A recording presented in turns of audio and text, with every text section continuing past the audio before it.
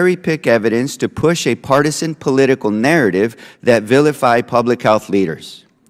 Our focus as lawmakers should be on developing policies based on current and evolving evidence to prevent and prepare for future pandemics and save lives.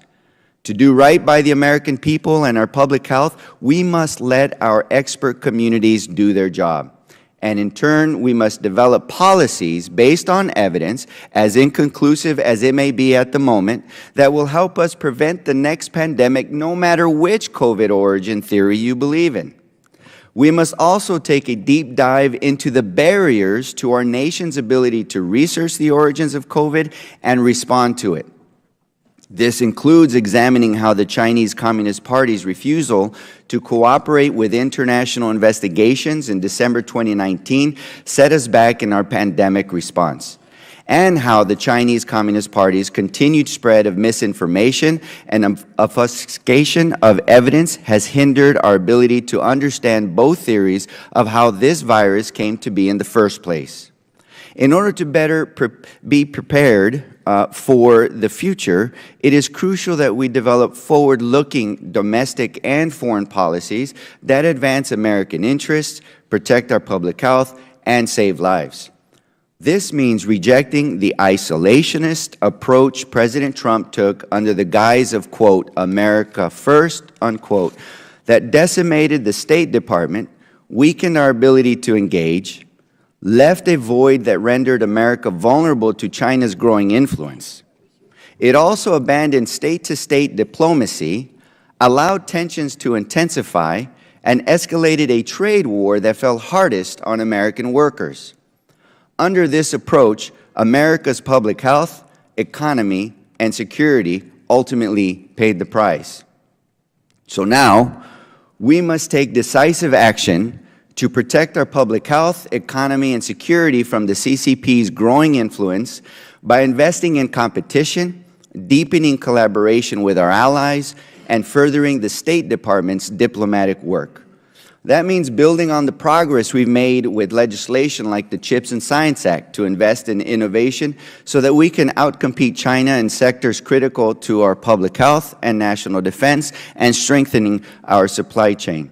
And that means building on House Democrats and the Biden administration's work to bolster our pandemic preparedness, public health infrastructure, and international and domestic standards for pandemic surveillance to address possible animal transmissions, and biomedical research safety to address possible lab leaks. There is certainly more work to do, and it is my sincere hope that we can pursue this work together on a bipartisan basis. The COVID-19 pandemic has demonstrated how global health security, pandemic preparedness, and national security are linked. And so as we seek to better understand the virus's origins, we must take a scientific and evidence-based approach. As physician and ranking member of this select subcommittee, I take this charge seriously of putting people over politics to protect our public health. We should do this work without the politicization and extreme partisan rhetoric that get in the way of common sense solutions to the public health challenges we face. Let's get to work on forward-looking policies that will prevent and reduce the harm of future viruses and pandemics without vilifying our nation's public health officials. The world is watching what we are doing here today, and it is my hope that we rise to the occasion, and that we meet the moment with the integrity that our global health and national security demand. Thank you, Dr. Ruiz. Pursuant to Committee on Oversight and Accountability Rule 9G, the witnesses will please stand and raise their right hands. Do you solemnly swear or affirm that the testimony that you're about to give is the truth, the whole truth, and nothing but the truth, so help you God? Thank you. Please be seated. Let the record show that the witnesses all answered in the affirmative. Our witnesses today are the Honorable John Ratcliffe. Director Ratcliffe was most recently the Director of National Intelligence, serving as the Principal Intelligence Advisor to the President. Prior to that, he served in Congress and as a member of the House Intelligence, Homeland Security, and Judiciary Committees. Mr. David Feith. Mr. Feith is currently an Adjunct Senior Fellow at the Center for a New American Security. He was previously the Deputy Assistant Secretary of State for East Asian and Pacific Affairs. And Dr. Mark Lowenthal. Dr. Lowenthal previously served as the Assistant Director of Central Intelligence for Analysis and Production, and also as Vice Chairman for Evaluation on the National Intelligence Council. The Select Subcommittee certainly appreciates you all for being here today. We appreciate your service and we look forward to your testimony. Let me remind the witnesses that we have read your written statements and they will appear in full in the hearing record. Please limit your oral statements to 5 minutes. As a reminder, please press the button on the microphone in front of you so that it is on and the members can hear you. When you begin to speak, the light in front of you will turn green. After 4 minutes, the light will turn yellow. When the red light comes on, your 5 minutes has expired, and we would ask that you please wrap up. I now recognize Director Ratcliffe to give an opening statement. Chairman Wenstrup, Ranking Member Ruiz, members of the committee, it's a pleasure for me to be back in the House of Representatives, where I spent 6 years serving on the House Intelligence, Judiciary, and Homeland Security Committees before leaving Congress when I was confirmed by the Senate to serve as the Director of National Intelligence in the Trump administration. My confirmation was actually the first in-person Senate hearing after the COVID-19 pandemic began, and during it, I promised to ensure that the intelligence community would be laser-focused on getting answers to the virus's origins and spread. What follows is a brief, unclassified overview of what the intelligence community learned and knows, a synopsis of the relevant challenges that I encountered during this effort, and where I believe we must go from here. First, let me state the bottom line up front. My informed assessment, as a person with as much access as anyone to our government's intelligence during the initial year of the pandemic, has been and continues to be that a lab leak is the only explanation credibly supported by our intelligence, by science, and by common sense. From a view inside the IC, if our intelligence and evidence supporting a lab leak theory was placed side by side with our intelligence and evidence pointing to a natural origins or spillover theory, the lab leak side of the ledger would be long, convincing, even overwhelming, while the spillover side would be nearly empty and tenuous.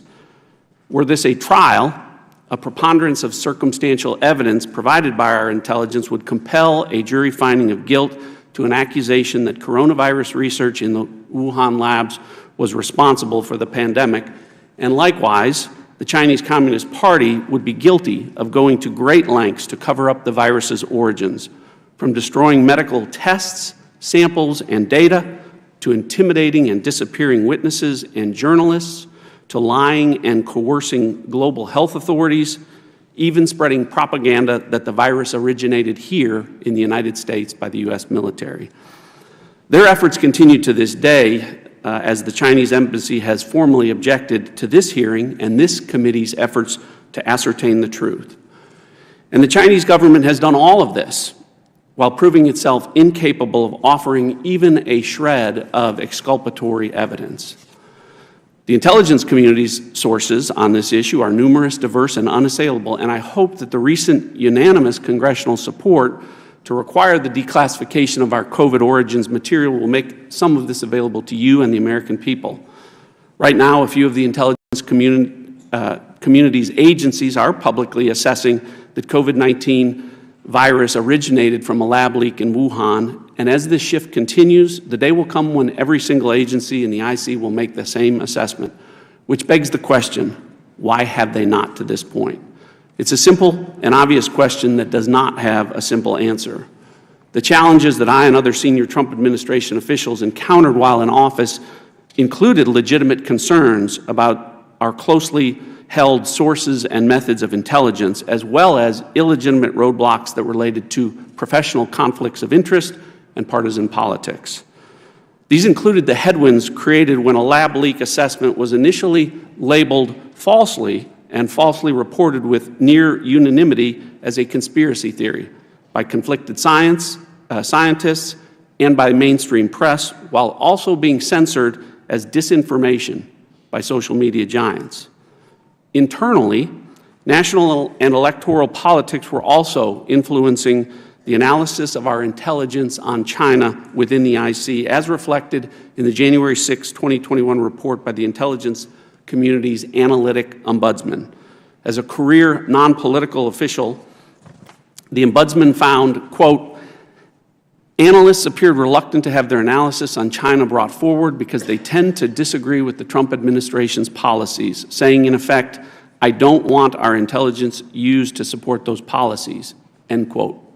To this day, the CIA, which I believe is unquestionably the world's premier spy agency with an unrivaled capacity to acquire information, has continued to state that it does not have enough information to make any formal assessment.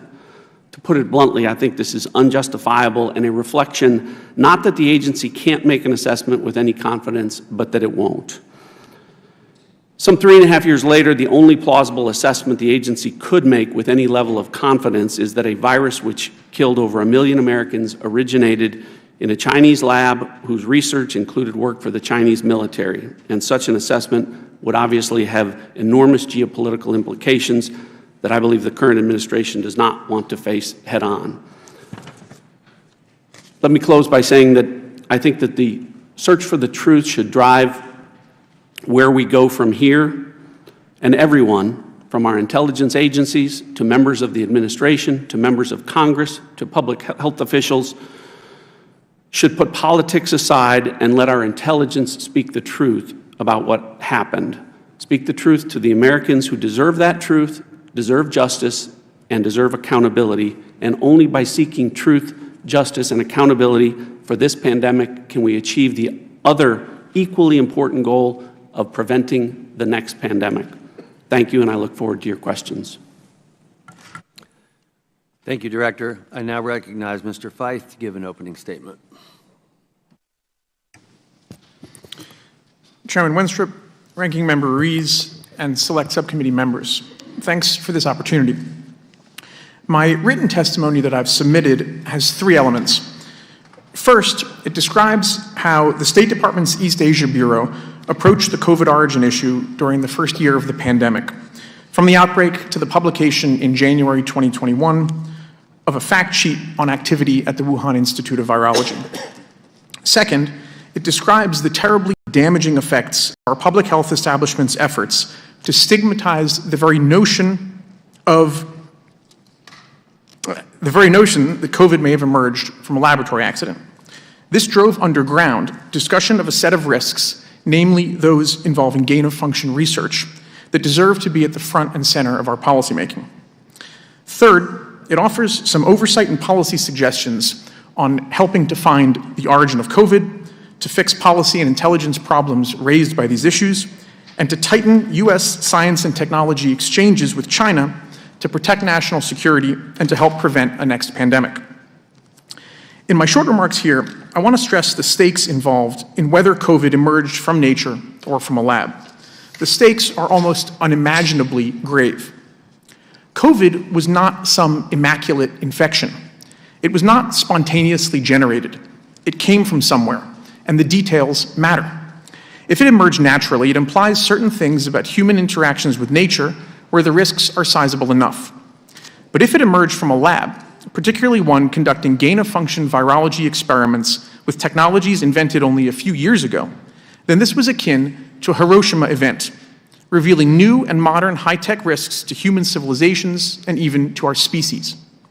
This is what makes it such a scandal that many of the most influential U.S. government and academic authorities on virology were coordinating to, as one said, disprove any type of lab theory. These officials and scientists knew that COVID may have come from a lab. They knew that a lab leak could have resulted from research in Wuhan funded by the US government. And they knew that if such research were in fact part of COVID's origin, they could face professional and personal embarrassment. So these officials and scientists evidently collaborated to convince the government and the public not to investigate the origin of COVID, at least not in a fashion that followed the evidence down paths that could point to a lab origin. The misdirection tactics worked. The lab leak theory became stigmatized, driven underground. And yet evidence continued to mount in its favor. By late 2020, colleagues at State flagged new US government information that underscored the plausibility of a lab leak. Most significant, there were sick researchers inside the Wuhan Institute of Virology just before the public outbreak in Wuhan. That same Wuhan lab had a long record of secrecy about its coronavirus research and undisclosed ties with China's military. Working with ODNI, we at State arranged to make this information public. Some of our colleagues warned us not to. They said not to highlight China's gain-of-function research, lest we draw attention to the US government's own role in such research and open a Pandora's box. It wasn't clear exactly what these colleagues feared, but their seeming demand for non-transparency was unpersuasive. On January 15, 2021, we published a fact sheet on activity at the Wuhan Institute of Virology. In the months that followed, the lab leak possibility began to force its way into the mainstream. By May 2021, President Biden himself recognized the significance of the lab leak possibility and ordered a 90-day review of US intelligence. Unfortunately, progress since then has been limited. We now know that the FBI and the Department of Energy both assess that a lab leak is most likely. That's important. But we don't need a running intelligence community straw poll as much as we need a transparent, whole-of-government campaign to recognize the gravely high stakes of the lab leak possibility and pursue appropriate policy reforms. Gain-of-function technologies of the kind that emerged only in the last 10 to 15 years, where the deadliest viruses can conceivably be fused with the most infectious ones, appear to pose a species-level risk to human life. It has been commonly said for 75 years that nuclear weapons could destroy the world or humanity, and so they might. But that would likely require many decisions in at least two capitals over some sustained period of time. The gain-of-function risk is that one mistake in one place, let alone one deliberate act by some actor, is all that it takes. Once a virus of sufficient infectiousness and deadliness escapes a lab, there may be nothing humanity can do to stop it. This is the stunning tragedy of those experts who stigmatized even the notion of a lab leak. Faced with a possible dry run of the worst-case pandemic that gain-of-function science has made the world have to fear, the authorities who know the most about this threat didn't speak up. Many even sought to silence others. This has caused a paralytic effect to this day, not only on public awareness, but on the policy reforms that we need to protect ourselves from lab risks in the future. Overcoming this handicap is a major obligation for lawmakers and policymakers going forward. As for trying still to confirm COVID's origin, I'd quickly note 3 points. First, the immediate declassification test. Congress recently passed a law requiring the Biden administration to declassify intelligence on COVID's origin within 90 days. This is a third test for the IC and the rest of the interagency after failures to disclose in 2020 and 2021. There is no doubt that the administration has far more information than has been released publicly. Second, the sick researchers still stand alone. The sick Wuhan lab researchers identified in the January 2021 fact sheet remain the best lead into who or what was patient zero. No animal anywhere has been identified as a comparably likely source of the outbreak. The Biden administration, like the Trump administration before it, has more information about the sick researchers than has been released. Third and finally, what changed the Department of Energy's mind? The most significant fresh piece of intelligence we know about post-2020 is whatever reportedly motivated the Energy Department's recent change of assessment. Maximizing the release of this information would clearly shed additional light on the COVID mystery. Thank you. Thank you, Mr. Veith. I now recognize Dr. Lowenthal to give an opening statement. Mr. Chairman Winstrup, Ranking Member Ruiz, members of the committee, thank you for this opportunity to discuss intelligence and the origins of the COVID pandemic. I have spent most of my adult life as an intelligence analyst or as a manager of intelligence analysts. I have also taught analytical skills to hundreds of new analysts. To be a good intelligence analyst, you have to have the ability to deal with ambiguity. Very often, analysts are asked to address issues for which there may not be a final definitive answer. Analysts live in a world where there may be several possibilities, each of which has its own degree of certainty and uncertainty. This can be very frustrating to policymakers who want an answer. Given the available intelligence and our own expertise, a specific answer cannot always be determined. This seems to be the case at this point in terms of the origin of the coronavirus in China. There has not been sufficient intelligence to date to make a firm judgment as to whether the virus occurred naturally or was the result of activity in a lab, whether witting or accidental. The ODNI's October 2021 declassified assessment on COVID-19 origins, which you both cited, reflects this uncertainty. 4 intelligence agencies assess that the virus originated naturally with low confidence. One intelligence agency believes the virus originated in a lab with moderate confidence. 3 intelligence agencies are unable to make a determination either way. Again, this can be frustrating to policymakers, but that is the nature of intelligence. One of the points that I stress to new analysts is that you want your reader, the policymaker, to understand and appreciate your uncertainty as well as your certainty, because they will be making decisions based on your analysis, and you do not want to portray a confidence and a certainty that misrepresents your intelligence. Absent greater cooperation and transparency from China, which seems highly unlikely, we may never resolve this issue with certainty. It is important that we look back at the intelligence and policy experience from the pandemic and ask ourselves, what can we do better next time? I have a few recommendations.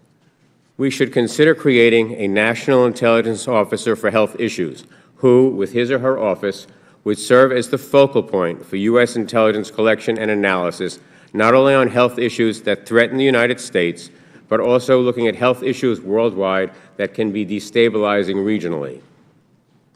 The intelligence community likely needs to hire analysts with backgrounds in medicine, epidemiology, and other areas.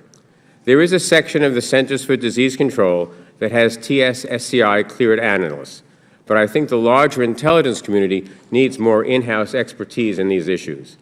Finally, it is important to avoid politicizing intelligence efforts on issues like the COVID pandemic. The intelligence community prides itself on being nonpartisan and objective, and I believe we meet these standards on a high, consistent basis. Intelligence may sometimes be discomforting, but that does not mean that it may run counter to preferred policy preferences, but that does not mean that it is partisan or subjective. It becomes increasingly difficult for intelligence officers to do their best work when they are put under constant partisan pressure or when they are consistently accused of being partisan. Some people refer to the role of the intelligence community as telling truth to power. I find that phrase objectionable, as it is arrogant, and, more to the point, we do not have truth in many cases, but well-sourced, well-thought-out analytic conclusions. These will sometimes run counter to the preferred views or outcomes of policymakers. That does not mean the intelligence has been politicized. It means that intelligence is being honest when talking to power. That is a great responsibility, and the intelligence community takes it very seriously. Thank you very much. I look forward to your questions. Thank you all very much. I now recognize myself for a series of questions. If you have had the chance to follow the initial workings of this subcommittee to date, you would know that the drive of this committee is to perform an after-action review, have lessons learned, create a path forward for any future pandemic so that we may be able to predict, prepare for, protect ourselves, and hopefully prevent any future pandemic. This, I believe, would be consistent with the suggestion made by Dr. Lowenthal. Hopefully, we may produce a product that will allow us to certainly be better next time out of this committee. It's a fair question why decisions may have been made. Were they based on data, hypothesis? Were there motives to the decisions, such as personal gain or political gain? All fair questions. Dr. Lowenthal recommended having a National Intelligence Officer for Health. In many ways, I believe we have this with the National Center for Medical Intelligence, but we may need to expand their role. It was also suggested that the intelligence community hire experts with backgrounds in medicine and epidemiology and other specialties. And I agree with that, and that's why I've been requesting from OD&I information concerning those experts that they have consulted during their review of the origins question. I'm interested in knowing which actual specialists weighed in for each component of the IC. If one agency has 20 virologists and another has none, that can make a huge difference in an analyst's outcomes. So I'm curious as to why so many agencies have different opinions on this. The expertise of those that have contributed to each agency matters and makes a difference. For this committee, I have stated that honesty is non-negotiable. That requires truth. And I understand that 100% certainty in an analysis is difficult to come by. But what can be truthful is the level of confidence in an analytic summary. Unfortunately, during my time on the Intelligence Committee, I've seen cases of what seems to be political partisanship. I've seen a situation where analysts came forward as whistleblowers, charging that their analyses were changed or ignored for political purposes. In other words, their analysis stated that things were going badly, and yet after going up the chain, a politician stated that everything was going well. Mr. Ratcliffe, as OD and I, did you ever feel that information was being withheld from you or altered in any way, or did you have that concern? Mr. Chairman, I would say that fortunately that did not happen very often, but it did happen on occasion, and I didn't just feel it. As I referenced in my opening remarks, the analytic ombudsman referenced the fact that there were times when intelligence was suppressed. So why and what kind of information was that, if you can share it? Well, as it's already been publicly available, the ombudsman made specific reference to intelligence on China. So did this, in your opinion, hamstring your ability to conduct your job? I think it made it more difficult, but through persistence and some of the things that Mr. Fife talked about, we were able to, in looking at the intelligence, particularly as it related to COVID origins, to still get to a point where we could protect sources and methods, and yet make some of that intelligence available by declassifying it. And he referenced the process whereby we did that through a State Department fact sheet.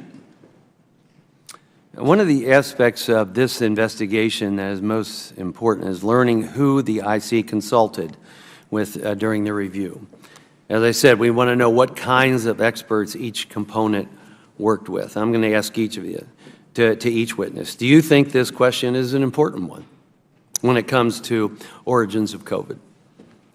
I'll begin just by saying it is, because sometimes, in this case particularly, when we're talking about COVID-19, our analytic judgments are framed in part by science. And so who the scientists are and how they're motivated certainly is important. Yes, sir, I'd agree, and just add the element that conflicts of interest in general and with respect to the enormous amount of scientific exchange with China are especially important, as China is central to our national security analytical work going forward. Doctor? I think it's fair to ask the Intelligence Committee who they consulted with, yes. Thank you. Mr. Fife, you were heavily involved in this investigation from the side of the State Department. While you were gathering information, did you struggle to find experts that did not have conflicts of interest? In short, yes, and that problem became clearer in retrospect also.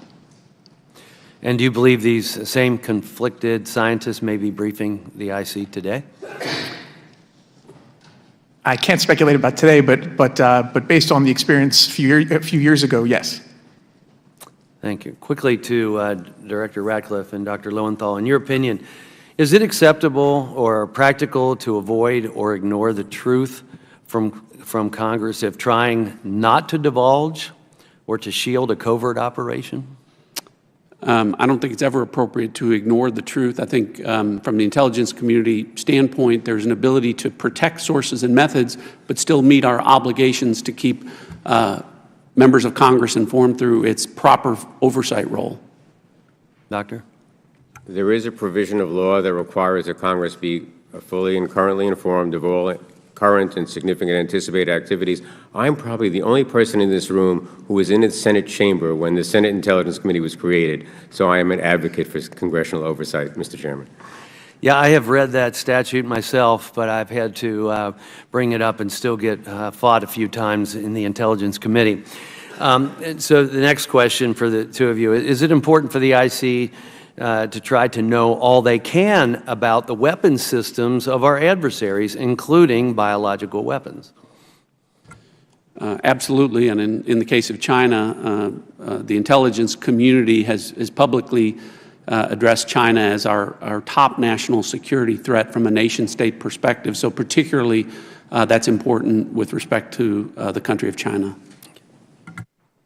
Mr. Chairman, yes, this has always been a high priority for U.S. intelligence since the committee was created in 1947.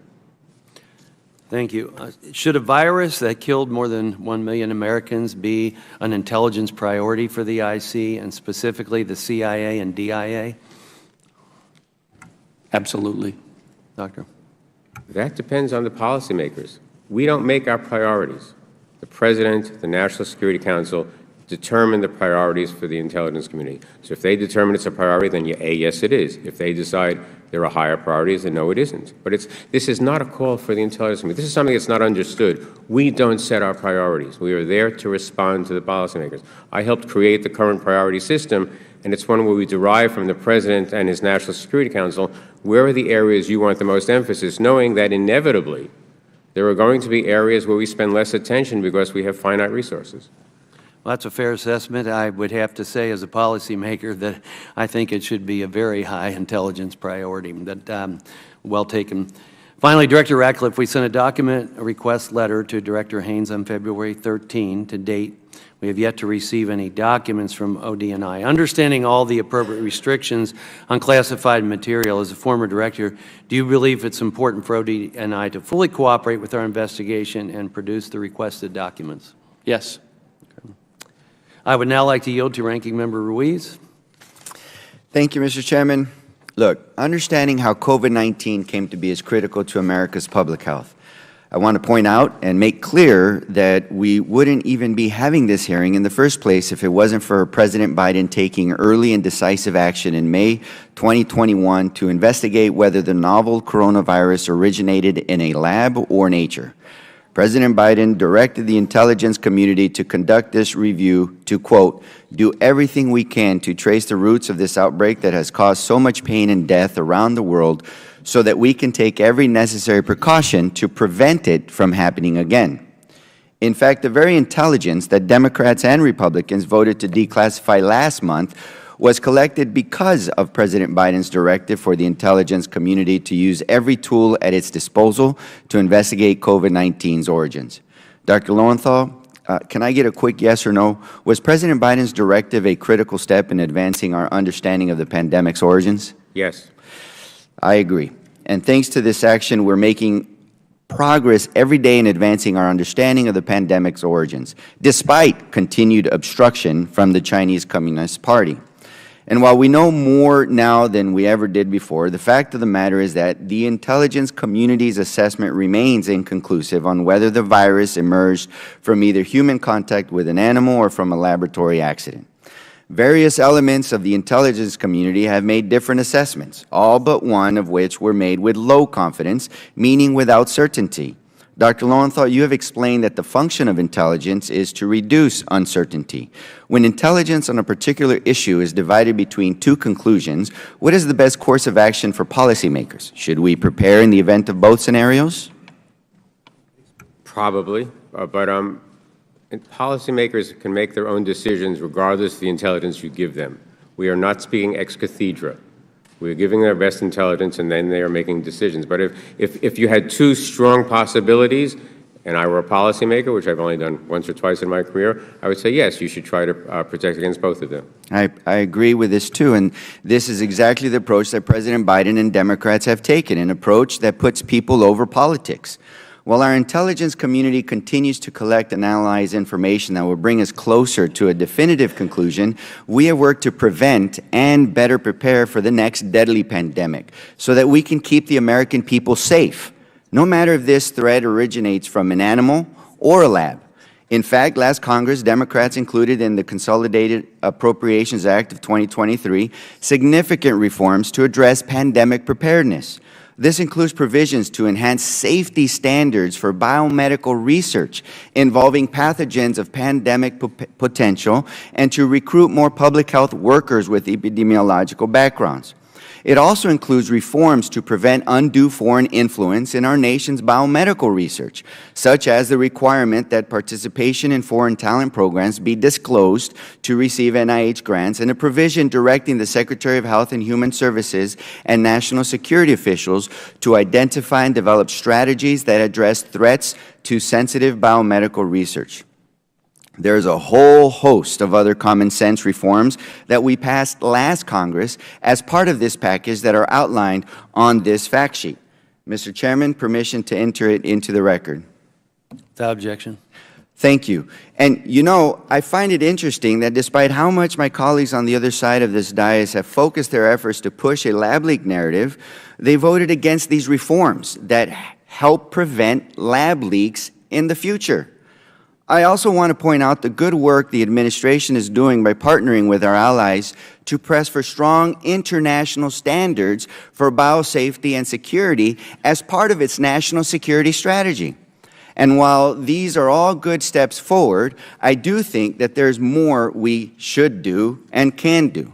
Dr. Lowenthal, what additional steps should we be taking from an intelligence and policy perspective to build on this work and to better prepare us for future pandemics? Well, I outlined those in my opening statement, Mr. Ruiz, but one of the things you have to remember about the Intelligence Committee is we are a volunteer organization. I cannot draft doctors any more than the military can draft individuals.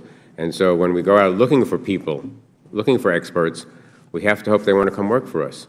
But we obviously have gaps. The National Military Intelligence Center is there, but they are mostly been devoted to supporting the defense establishment, which is fine. I'm suggesting we need broader expertise than that.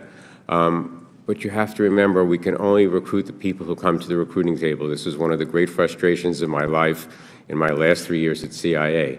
But we have to look at our expertise across the community, and we have a system for doing that, and ask ourselves, where are the gaps, and then how do I go hire the people to fill in those gaps? Dr. Lowenthal, I received my medical doctorate at Harvard Medical School. I received my master's in public policy from Harvard's Kennedy School. And I realized that when I was at the Kennedy School, the CIA was there recruiting students to join their firm. Yet there was no recruitment happening in the public health school, which I later received a master's in public health from Harvard School of Public Health, or from the Harvard Medical School. So perhaps one of the suggestions would be to entertain the career options for public health and physicians and medical scientists to join the intelligence communities in doing their research as well. I think that would be a good idea. There were also no CIA recruiters when I got my degree from the Harvard History Department. We tend to, we have to rethink how we recruit. So going to medical schools, public health policy schools would be a very good idea. Thank you. I yield back. I now recognize the chairman of the full committee, Mr. Comer from Kentucky, for 5 minutes of questions. Thank you, Mr. Chairman. I want to thank each of the witnesses for being here today. As I've said from the beginning, discovering the origins of COVID-19 is vital to both the public health and national security of the United States. Former CDC Director Redfield testified last month that this is not simply a scientific question, but also one of intelligence. And I agree with that. And we need to ensure the intelligence is accurate and truthful. On March 17, 2020, one of the most influential papers of all time was published in the scientific journal Nature Medicine, entitled The Proximal Origin of SARS-CoV-2. It was prompted by Dr. Fauci and written to suppress the lab leak hypothesis. This paper stated that no type of lab-based scenario is possible. Director Ratliff, is that factual? It is not. Mr. Feith, to you, is that statement factual? Based on my understanding, no. 10 days later, on March 26th, the State Department produced a memo that stated U.S. scientists assessed the virus emerged naturally. It continued to say a lab leak was improbable and not supported by the available evidence. Director Ratliff, are those statements factual? They are not. Mr. Feith, to you, are those statements factual? No, they were at best overstated. Mr. Feith, you were involved in the briefing that produced that memo? I was a recipient of the briefing that the memo is an account of. So, while serving at the State Department investigating the origins of COVID-19, were you ever briefed by an author of the proximal origin paper? Yes, sir. During the preparation of that memo, which I referenced above, do you believe the unnamed scientist had apparent conflicts of interest? In short, yes, especially based on what we know since then about them. Were the authors, were they the ones that were briefing the intelligence community, the authors of that? So that document is a write-up of a so-called analytic exchange that had been hosted by the State Department's Intelligence and Research Bureau that day or the day before, including a number of U.S. scientists who were briefing a range of policymakers from across the interagency. So that the authors were on the conference call with Dr. Fauci on February 1st, 2020, where they almost universally said COVID-19 may have come from a lab. That actually I'm not sure of, and there's a little bit of a difficulty in identifying exactly who was part of that State Department briefing just because of the rules that we were subject to. Okay. Director Ratliff, once you became director, did Dr. Fauci relay any of these concerns to you? He that didn't. may have come from a lab? He did not. And why do you think he did not? Well, that would I would obviously have to speculate, but I would point you to Dr. Fauci being perhaps the best person to answer that, and there is publicly available under information that has been obtained through open sources and freedom of information, where Dr. Fauci and other virologists and scientists talk about the fact that it would bring unwanted attention to funding sources. And the research that was taking place using funding sources, domestic funding sources from the United States, and the relationship of certain Western scientists with scientists at the Wuhan Institute of Virology, where unsafe coronavirus research was taking place in labs that did not have appropriate biosafety levels and precautions, as had been reported.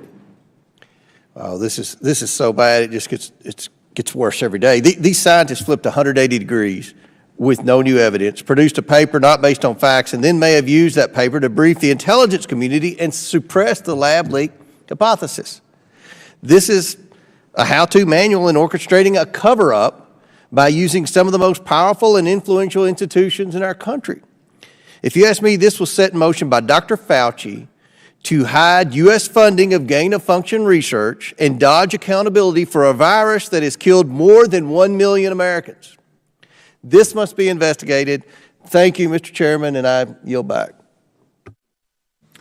I now recognize Mr. Mafumbe from Maryland for 5 minutes of questions. Thank you very much, Chair Winstrup, and my thanks also to Ranking Member Ruiz and all others who collaborated to make sure that we could have this hearing today. I want to thank the witnesses for their participation. Mr. Ratcliffe, welcome back. Mr. Chairman, the COVID-19 pandemic has underscored in many ways that the Chinese Communist Party's growing influence is absolutely contrary to America's interests and to America's values. If we as a Congress fail to meet this moment, I fear that we will undermine for some time to come our ability to respond to the next public health crisis and to protect American interests both at home and abroad. We've got a long road ahead of us. However, in the last 2 years, congressional Democrats, as the majority party during that time, working with President Biden, did lay the groundwork to make sure that we take decisive action necessary to safeguard and to advance our health, our geopolitical, and our economic interest. In October of last year, the Biden administration announced its national security strategy, which includes, as most of us know, a three-part plan focused on outcompeting China. And, Mr. Chair, I would ask unanimous consent that that national strategy be entered into today's record. Without objection. The first step of the plan was to invest in strengthening American competition. President Biden delivered on that, rolling out initiatives guided by the Bipartisan CHIPS and Science Act to strengthen American manufacturing and American supply chains, all, mind you, while solidifying America's technological leadership on the global stage. The State Department also launched, as we know, the China House Initiative, which brings together China experts from throughout the State Department and security officials to help the administration responsibly manage competition between the U.S. and China. The second step of the plan was to work with America's allies with common purpose and with a common sense. President Biden delivered, convening, as we know, the leaders of Egypt, Cambodia, Indonesia, Japan, South Korea, the EU, Italy, the UK, Mexico, and Canada, to emphasize that combating China's global influence must be a team effort, to which, by the way, they all concurred. The third and final part of the plan was to put resources to defending America's interests abroad. The President delivered, including in his fiscal 2024 budget proposal to the Congress, comprehensive investments in the Indo-Pacific region's critical infrastructure, as well as investments focusing on shoring up American defenses in that region. Dr. Lowenthal, you're by all counts an expert in intelligence matters and have a robust understanding of China's influence in the global order. I appreciate the recommendation in your written testimony advocating for a national intelligence officer. I appreciate the chair's comments that if, in fact, there is a similar position in place, that we ought to look at expanding that role. Can you tell this committee, sir, and the American people what you think is the most important tactic that this Congress can use to counter the Chinese Communist Party? Well, I think it's, excuse me, Mr. Mifune, I'm recovering from a cold. I don't have COVID, I promise you. It's less a tactic than a strategy. We need a strategy for dealing with China, and it's a difficult issue because we are entangled with them economically. They are a competitor. They are a rival. That doesn't mean that they're necessarily an enemy, but we have to figure out how do we outcompete them without resulting in overt hostility. And you have to also remember that anything that we do is going to have a reaction from the Chinese. So when President Biden tries to control the chip industry, for example, so that we're not supplying a rival with the technology that they need, which makes good sense to me. We did the same thing to the Soviet Union during the Cold War very successfully. The Chinese interpret that as an act of hostility, which if we were all sitting in Beijing, we'd probably agree with. It's important, certainly as an intelligence analyst, to understand how the other side is going to react. But I think we need a strategy. And I think we have elements of that strategy. I think the AU, the United States, British, Australian alliance is part of that strategy. I think that's being successful. I think our relationship with India is part of that, is successful. But this is also, we have to be prepared, just as we were during the Cold War. This is a long struggle.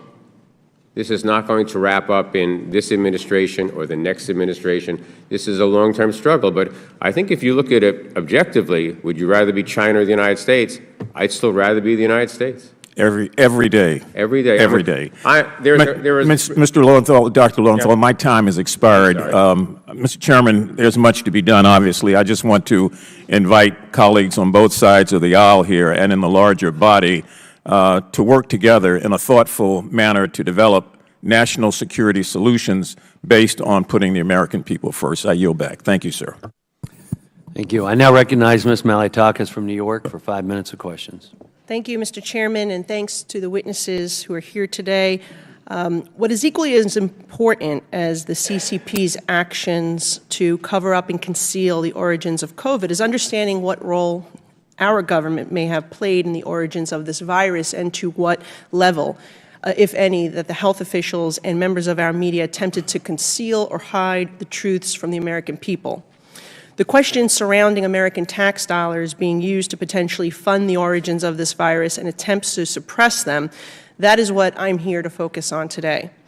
In November of 2021, Dr. Fauci told Senator Rand Paul under oath that the NIH did not fund gain-of-function research at the Wuhan lab, despite having been explicitly told in an email in January of 2021 that NIH had a monetary relationship with the Wuhan Institute through the EcoHealth Alliance. During the committee's initial origins hearing in March, I asked former CDC Director Dr. Redfield whether the NIH was funding or had funded gain-of-function research at the Wuhan Institute, and he told me, direct quote, "No doubt," unquote, NIH was funding this research in Wuhan, refuting Dr. Fauci's claims. I'll start with you, Mr. Ratcliffe. Do you agree with Dr. Redfield? I do. Given what we know now, if you were in Dr. Fauci's position, would you have denied that the NIH's role in gain-of-function research at the Wuhan lab? No. Do you think that Dr. Fauci lied under oath? I think that some of Dr. Fauci's testimony is inconsistent with some of the intelligence that we have that remains classified, as well as inconsistent with some information that is publicly available. Do you think that President Biden should declassify all information related to COVID origins, every single document as was requested and passed by the legislature? Well, with the caveat that we always have to be careful about protecting our sources and methods, particularly those sources and methods as it relates to what the intelligence community uniformly agrees is our number one threat from a nation-state actor standpoint. But with that caveat, providing as much information about our intelligence as possible while preserving those sources and methods should absolutely take place. Thank you. As soon as possible. Mr. Feith, do you agree with Dr. Redfield's original testimony that this funding, which very well likely played a role in the virus, came from actually, let me back up and fill you guys in. So even more troubling, at the time, when my time was expiring at the last hearing, Dr. Redfield testified that not only did American tax dollars fund gain-of-function research through the NIH, but also from that the Wuhan lab received money from State Department, USAID, and the Department of Defense. Do you agree with Dr. Redfield's testimony that this funding, which very likely played a role in the virus, came from these government agencies? My understanding is consistent with what you've read back in terms of the many funding sources that ran, from Washington to the Wuhan Institute of Virology, and certainly if the COVID origin is indeed a lab leak from there, it was from, bat coronavirus research programs, some of which were funded by the United States government. Okay. Because we had previously heard about the NIH funding, but up until that hearing, I had not heard that it was potentially the State Department, USAID, and the Department of Defense that had also funded Wuhan lab activities. So the U.S. government determined that the Wuhan lab collaborated on publications and special projects, top secret projects, with the CCP military since at least 2017. Knowing this, for what purpose would U.S. Department of Defense funding be provided to the Wuhan lab? Well, I think for a full answer, I defer to folks from DOD and from the DOD, biodefense, relevant components, but in principle, the kind of broad theme of the funding, as I always understood it, across different parts of our government, NIH and USAID and state and otherwise, was based on a certain theory of pandemic prevention by scooping up these viruses, playing with them in the lab, and then trying to design vaccines and therapies. But there were always warnings that this was extremely dangerous work, and that the work courted exactly the kind of danger that appears to have happened in Wuhan. And from our perspective at the parts of the State Department that don't specialize in this, part of what was most troubling is that when COVID broke out in Wuhan, practically on the doorsteps of that lab, we did not have folks from other parts of the government raising their hand to educate the non-experts across the government in how plausible this was and how it needed to be taken seriously. In fact, the folks from the other parts of the government that work these issues generally were deflecting attention, and that cost us a lot of time and understanding that was really damaging. All right, well, I've run out of time. And Mr. Ratcliffe, you have anything to add to that? Because I saw you nodding your head. If not, I'll defer back to the chairman. Thank you. Now recognize Dr. Barra from California for 5 minutes of questions. Thank you, Mr. Chairman. A lot happened in the last 3 years. A million Americans died. We can go back and relitigate the past. I can go back and look at the prior administration that we set up an Office of Pandemic Preparedness that was there solely to advise the NSC. That was disbanded. That was a mistake. We raised alarms at that time. We raised preparations. I held the first hearing on the novel coronavirus at that time in February of 2020. We pushed the Trump administration to do everything they could to get our scientists to the hot zone, et cetera. So I can very well argue the lab leak theory because, China did not cooperate. They did not let folks get in there, et cetera. I can also make a case for why initially folks thought it jumped from an animal to a human. At this point, I think, as Dr. Lowenthal said, I don't think we're ever going to get an answer because I don't think China will ever let us get to the hot zone, will ever let us interview folks. I don't even think those scientists probably are around. I don't think the data that we would have to look at is there. So I think we have to take both theories seriously. I think the intelligence community should continue to try to get an answer with high confidence. But Mr. Feith, as you accurately pointed out, any bad actor out there in the world just saw what a virus did to the entire planet. What keeps me awake at night are these biothreats, are the fact that a lot of this equipment is readily available. I think it's legitimate for this committee to discuss and educate ourselves on gain-of-function research. There is a legitimate reason to do this, to help us develop the counter tools, et cetera, but we should debate what kind of labs should do this. What are lab standards, et cetera? How do you make sure labs like Wuhan, which clearly did not have the precautions in place, are not doing research that might potentially allow something like that? Those are all legitimate areas, Mr. Chairman, that we should be thinking about policy on. We should be putting protocols in place, et cetera. We should be working with the IC to assess these threats. Mr. Feith, let me ask you a question.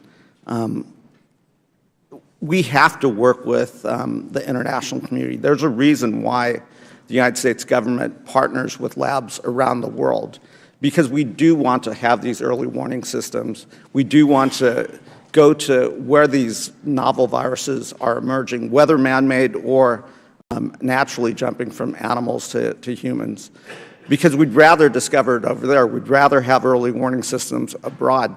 Would you agree with that assessment? I think broadly, biosurveillance is extremely important. As you've said, I think that there are, though, especially in light of COVID, clearly very important consequential questions about how broadly that kind of pandemic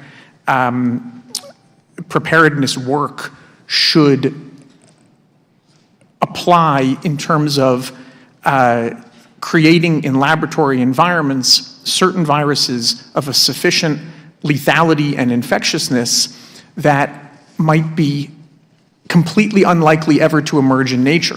But having created them in a lab, we've delivered the world a risk that wouldn't have otherwise existed except with an infinitesimally small unlikelihood. So I think that's accurate. Should we be doing that type of we can certainly have that debate. And if that type of research is taking place, what are the exact highest safe standards that have to exist if that research is taking place? That said, there's nothing that is going to prevent bad actors in other countries and other individuals from doing this type of research. Director Ratcliffe, would you agree that we ought to be really concerned about biothreats going into the future within Congress? Absolutely.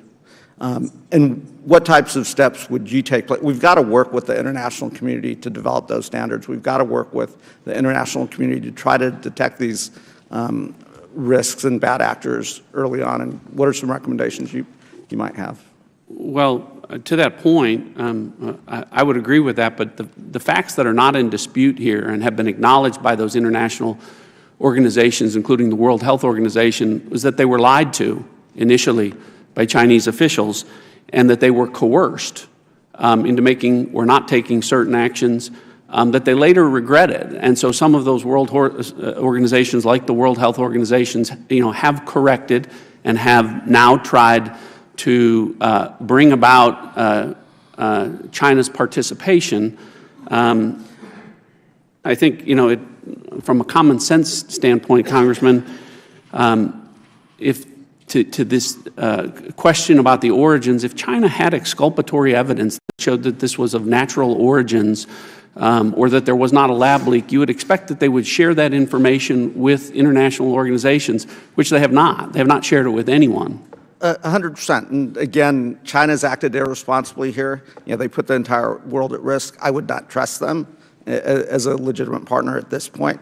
That said, we would hope that at some point, if they look back at the damage that happened to their own country, that they would be forthright working with us and working with the rest of the world to get to the bottom of this and prevent the next pandemic. So I'm out of time, but again, this isn't about trusting China. It's about actually preparing and preventing the next pandemic. I now recognize Dr. Miller Meeks from Iowa for 5 minutes of questions. Thank you, Dr. and Chair Winstrup. I will be signing on to the letter just as an aside, so thank you for that. And I want to thank my colleague on the other side of the aisle, Dr. Barra, for his comments as well. Almost 2 years ago, we had a hearing, this committee had a hearing into the origins of COVID-19. Unfortunately, it was only attended by Republicans. But at the press conference following that hearing, I could tell that people were thinking of this as a partisan issue. And why it's critically important that we understand COVID-19 origins is to prevent future outbreaks and global pandemics, precisely that. And why? One is that we know that there was a lack of disclosure. We know that international health regulations require 24 hours notice. And certainly, we were not notified of this until late January, even though I think the evidence points to the virus circulating in the fall of 2019. We need to know, as previously mentioned, because of biosafety laboratory research. Is there research being conducted? We understand, even in the best laboratories, there can be leaks. But Biosafety Lab 4 work was occurring in a Biosafety Lab 2. And the international community has a vested interest in both disclosure and that the proper type of research is occurring in the proper biosafety lab. And then 4, as previously mentioned again, and I think needs to be underscored, the ethics of the type of research that is being performed. This is not a Republican issue. It is not a Democrat issue. It is not a United States issue. It is an international issue, and the international health organizations have a vested interest in disclosure immediately, in biosafety lab, and in the ethics of research. And Mr. Ratcliffe, I want to thank you for testifying before the subcommittee this morning and supporting our investigation into the origins of COVID-19.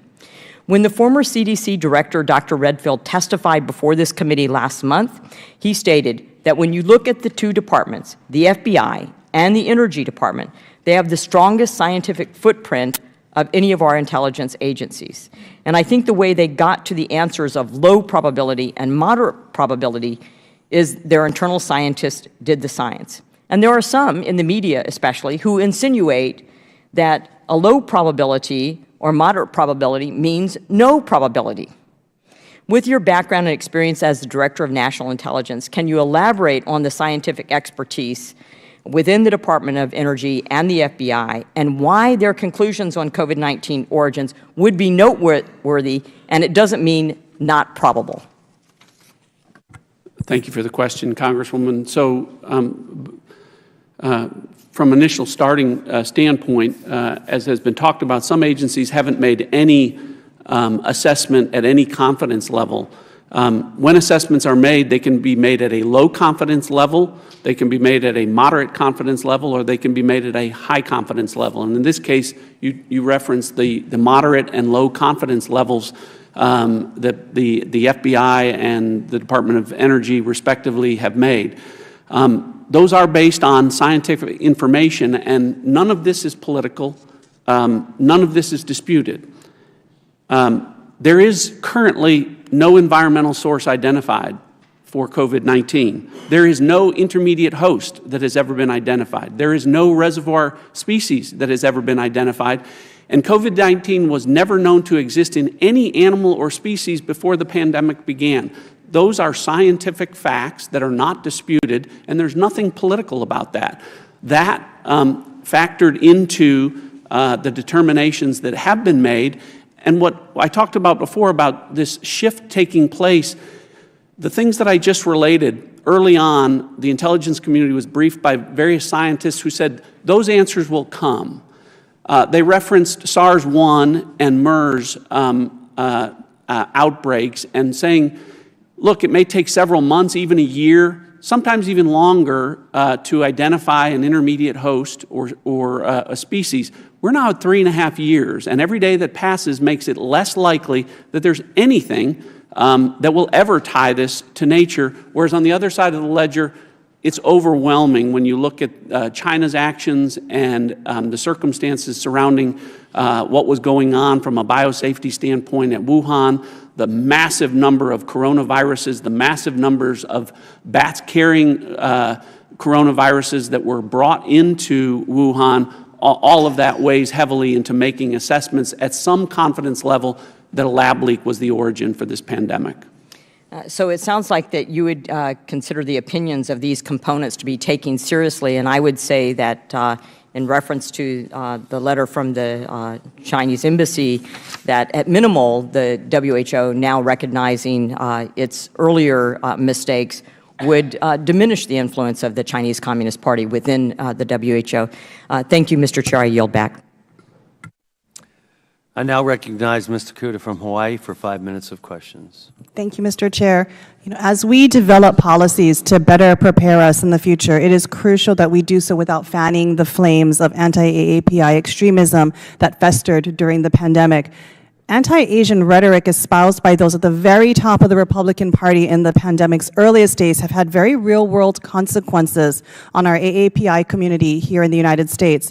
In an effort to deflect from his administration's botched pandemic response, President Trump looked for a scapegoat and a way to score points with his base. And in doing so, he recklessly villainized AAPI people for his political gain, making our community human shields and red herrings to distract from his inability to deal on all levels with the public health crisis, including understanding in the very earliest days the origins of COVID.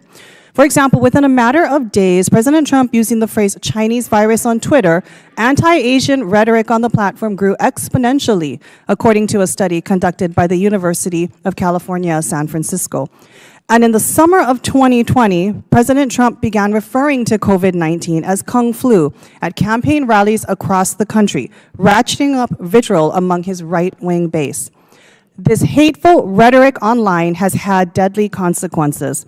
According to the Center for the Study of Hate and Extremism, hate crimes targeting members of our AAPI community increased by 339% from 2020 to 2021. Words, my friend, matter. We know that the CCP did not cooperate with international efforts to understand the origins of COVID-19, but President Trump made it worse. His words help perpetuate the CCP's misinformation campaign and assign blame for the COVID-19 pandemic on Asian American communities, and in doing so further hindered our nation's ability to implement an effective, evidence-based public health response. We must recognize the consequences of our words, the impact they have on the communities we serve, and how it shapes the national conversation on issues of critical importance to our health and our security. Dr. Lowenthal, you've warned about the dangers of politicizing intelligence and national security. As we seek to engage in a thorough, fact-based analysis, what are the real-world consequences of distracting rhetoric and politicizing intelligence regarding the virus's origins? Well, as I said, it makes it very difficult for analysts to do their work, because if they know that what they're writing or what they're briefing is going to be questioned, not because somebody disagrees with the substance, but disagrees with why they're being told something, it makes it increasingly difficult for analysts to do good work, because they are worried about the consequences. Nobody wants to be vilified, either as an ethnic group or professionally, and so that becomes a problem. Thank you, Dr. Lowenthal. There are clearly troubling consequences, as you noted, of this rhetoric, both for the value and ability for us to do the work, as well as for our AAPI community here in the United States, as well as we've all talked about today, our intelligence community's efforts. How can we make sure we course correct what has been happening to both ensure the safety of our communities and preserve the integrity of our intelligence work as we seek to fully understand the origins of COVID? Well, the issue of vilifying communities is beyond the scope of the intelligence community. That's not our responsibility. That's a leadership issue. That's a political leadership issue. In terms of the partisanship, I mean, you have to hope that people on both sides of the aisle recognize that analysts are not out there trying to grind an axe.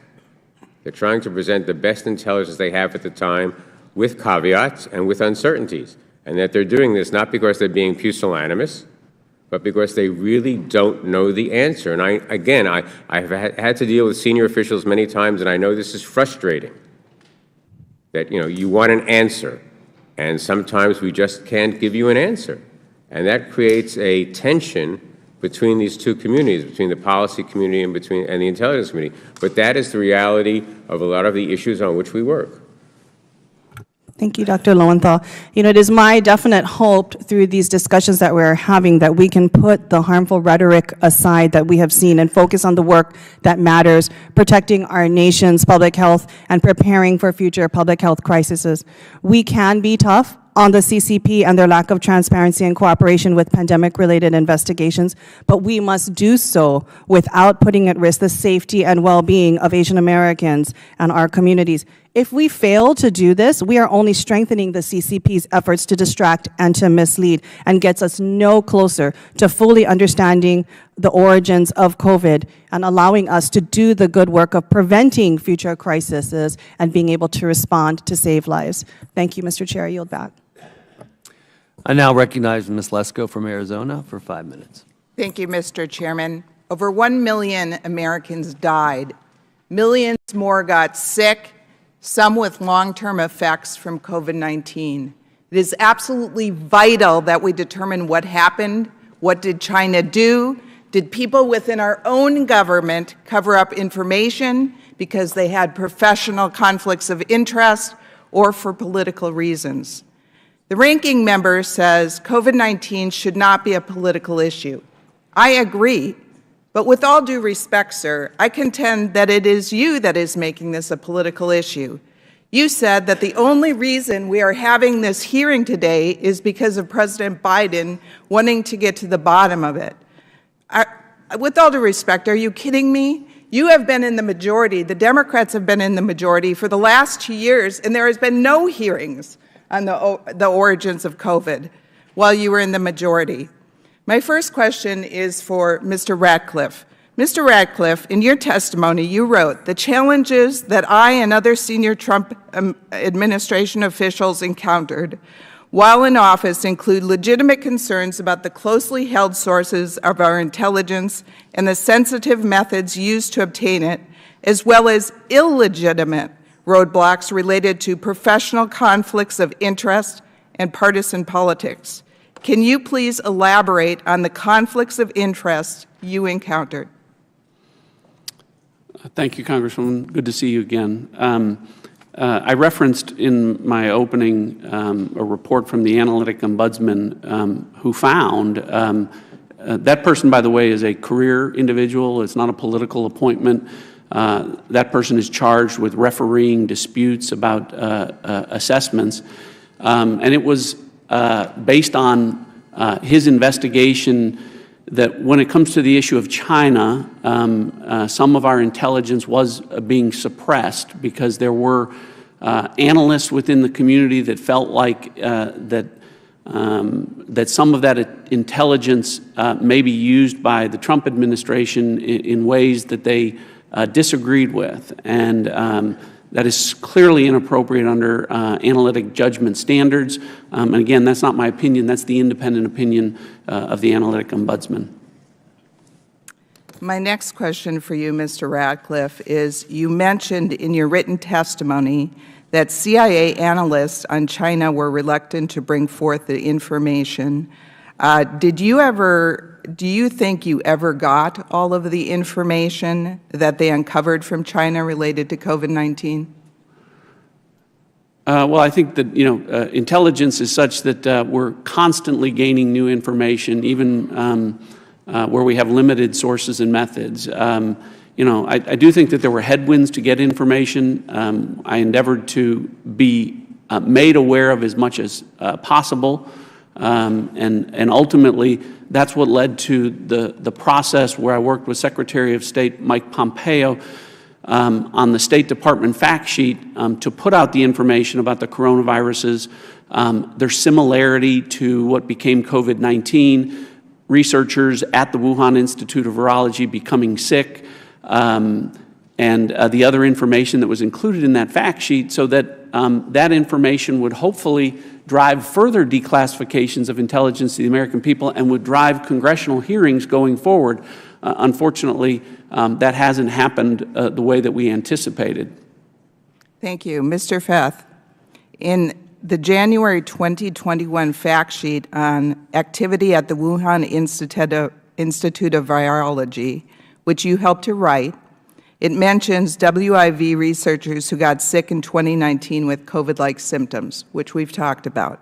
Can you tell us more about these sick researchers? I can share the view that I think that the sick researchers are probably still today the most potentially probative part of this story that we are yet aware of. It's been suggested already that the passage of time doesn't help in finding a confirmed answer here, and that's certainly true, and that's probably true also with respect to some of what we'd want to know about these sick researchers and what tests were taken and what material and evidence would have been available from the autumn of 2019. But still, what we know is that there is additional information that the U.S. government has that was not able to be specified at the time in the fact sheet that was released in January of 2021.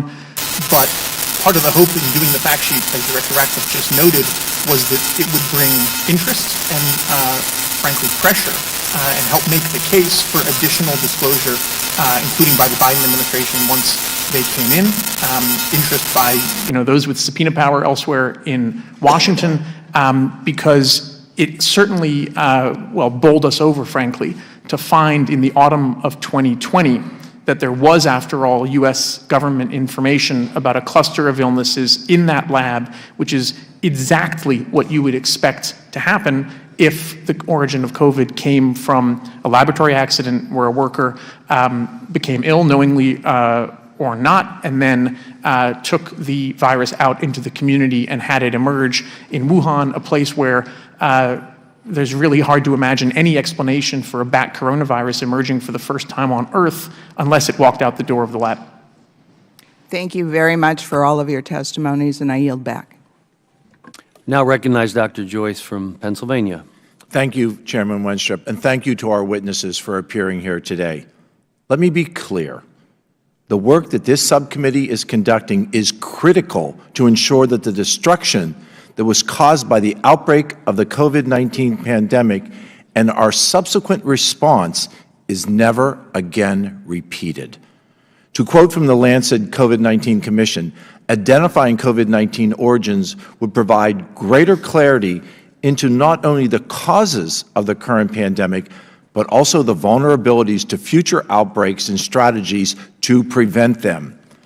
Beginning with my service on the House China Task Force and throughout our investigation on this subcommittee, I have had consistent concerns with the NIH biomedical research security and how the NIH interacts with other elements of our government on research that could raise national security concerns. For this reason, last Congress, I introduced the Safe Biomedical Research Act, which did become law that required both the NIH and HHS at large to consult with the Director of the Office of National Security within the Department of HHS and the Assistant Secretary for Preparedness and Response, the Director of National Intelligence, the Director of the FBI, and the heads of other appropriate agencies on a regular basis regarding biomedical research conducted or supported by the NIH that may affect or be affecting other matters of national security. Director Radcliffe, since this was not law when you served, do you feel that these requirements would have been beneficial to ensure research being conducted by the NIH was being properly vetted for national security risks? Yes.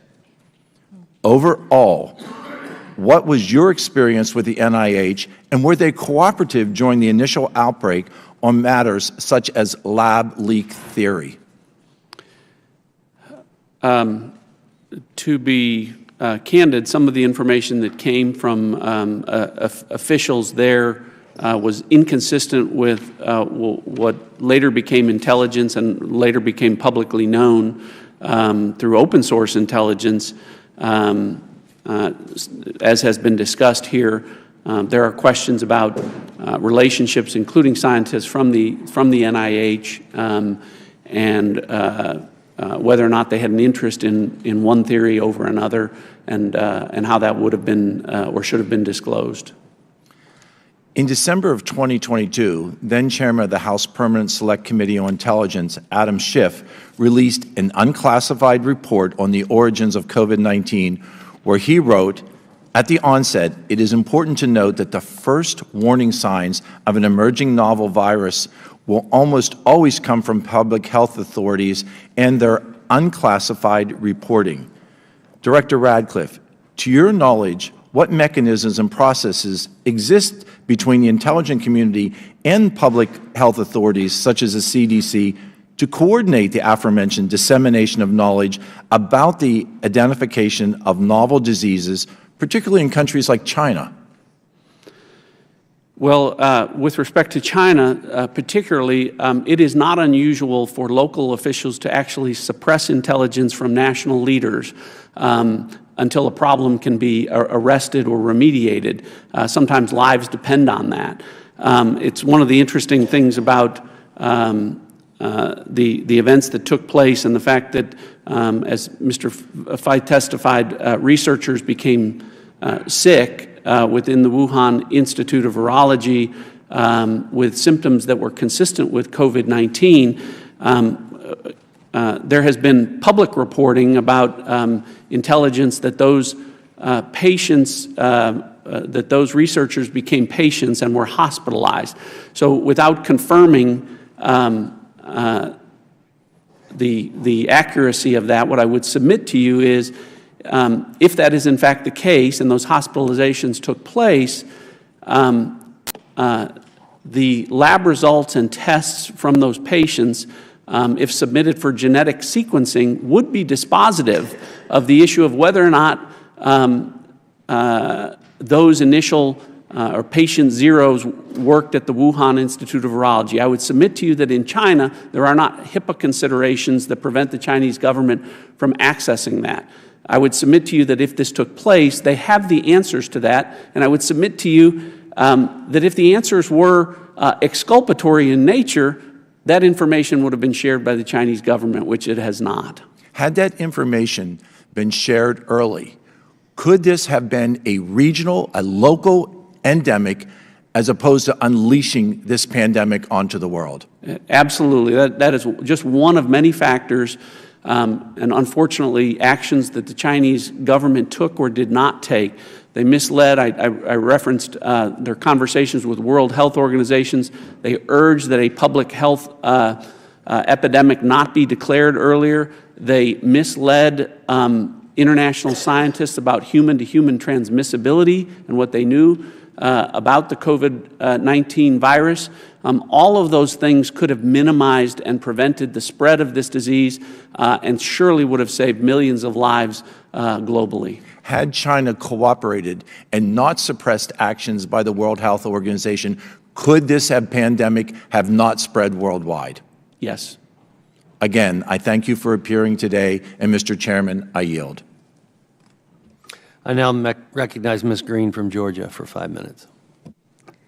Thank you, Mr. Chairman. I would like, for the record, to address something that one of our colleagues across the aisle was talking about, which was Asian hate in reference to President Trump. President Trump never spoke any language of racism or hate.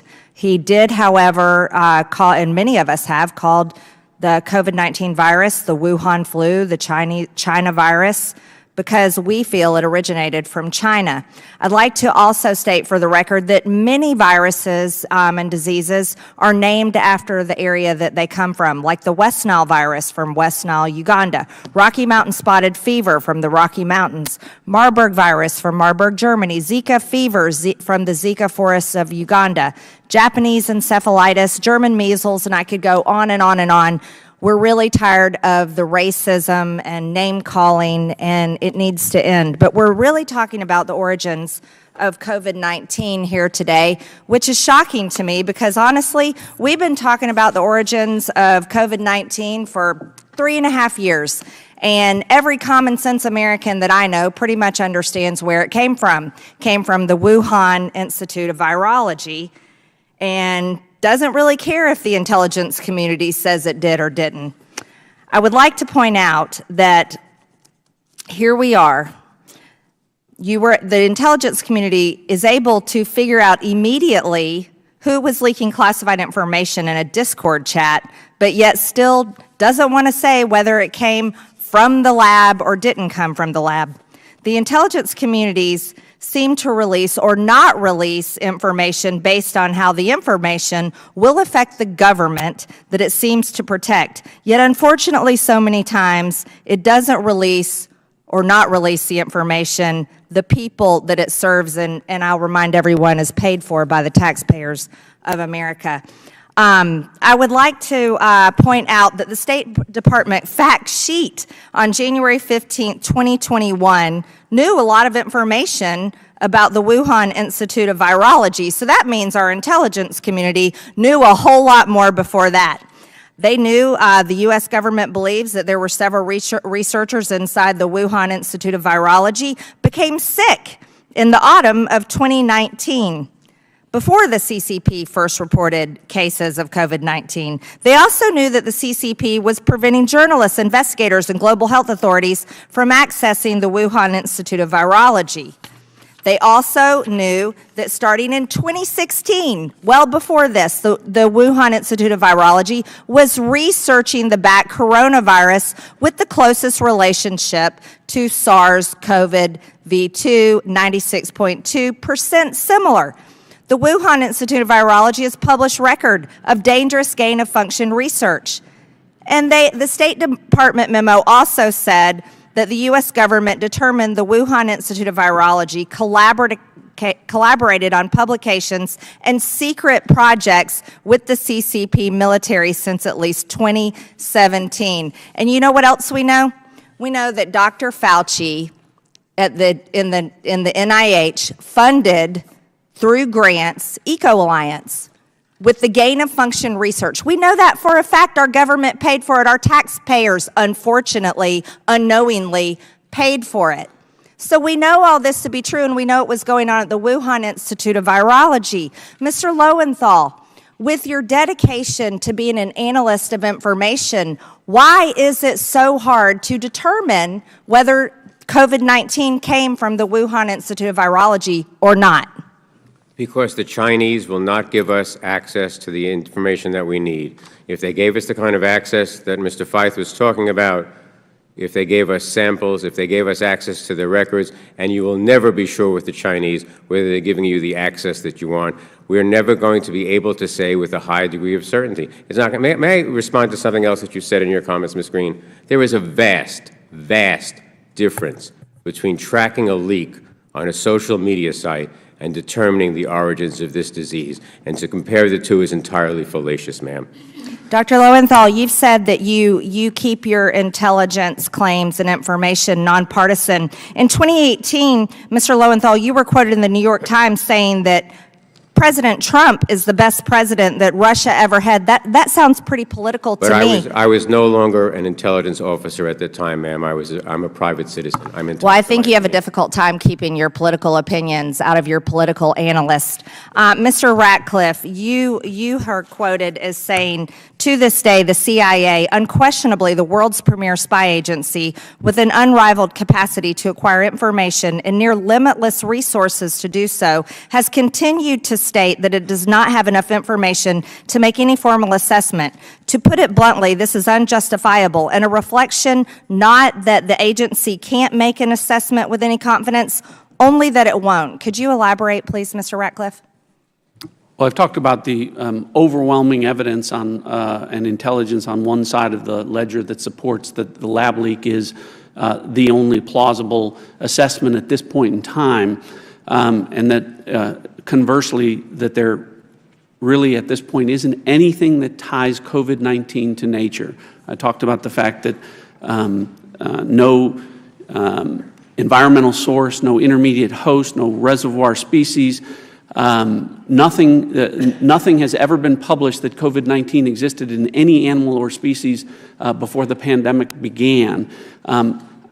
We make assessments all the time in the intelligence community with a fraction of the intelligence that we have available to us here. Again, I think this is a matter of won't, not can't, and I think that